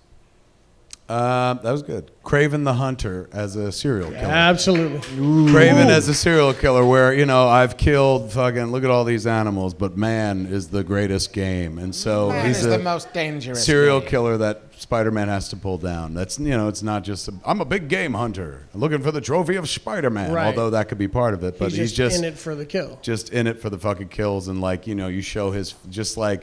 His home up front has animal heads and shit, and the home behind the home has human heads mounted to the wall and shit like that. That'd be dark but dope. Very metal. Son of Sam. That's probably kind of awesome. Yeah. Like, treat it fucking ugly. I don't know if Disney would go for that, but yeah, It's a little dark. that'd be my kind of thing. Excellent points. Give it up for Thanks, him, guys. ladies and gentlemen. Well done. That was fun. I like that. Like fucking a nice time. variation of Q&A because you get to hear from everybody else and like revisit parts of the movies and stuff like that. Oh, that was neat. We are out of content for the night, ladies and gentlemen. Did you have a good time this evening?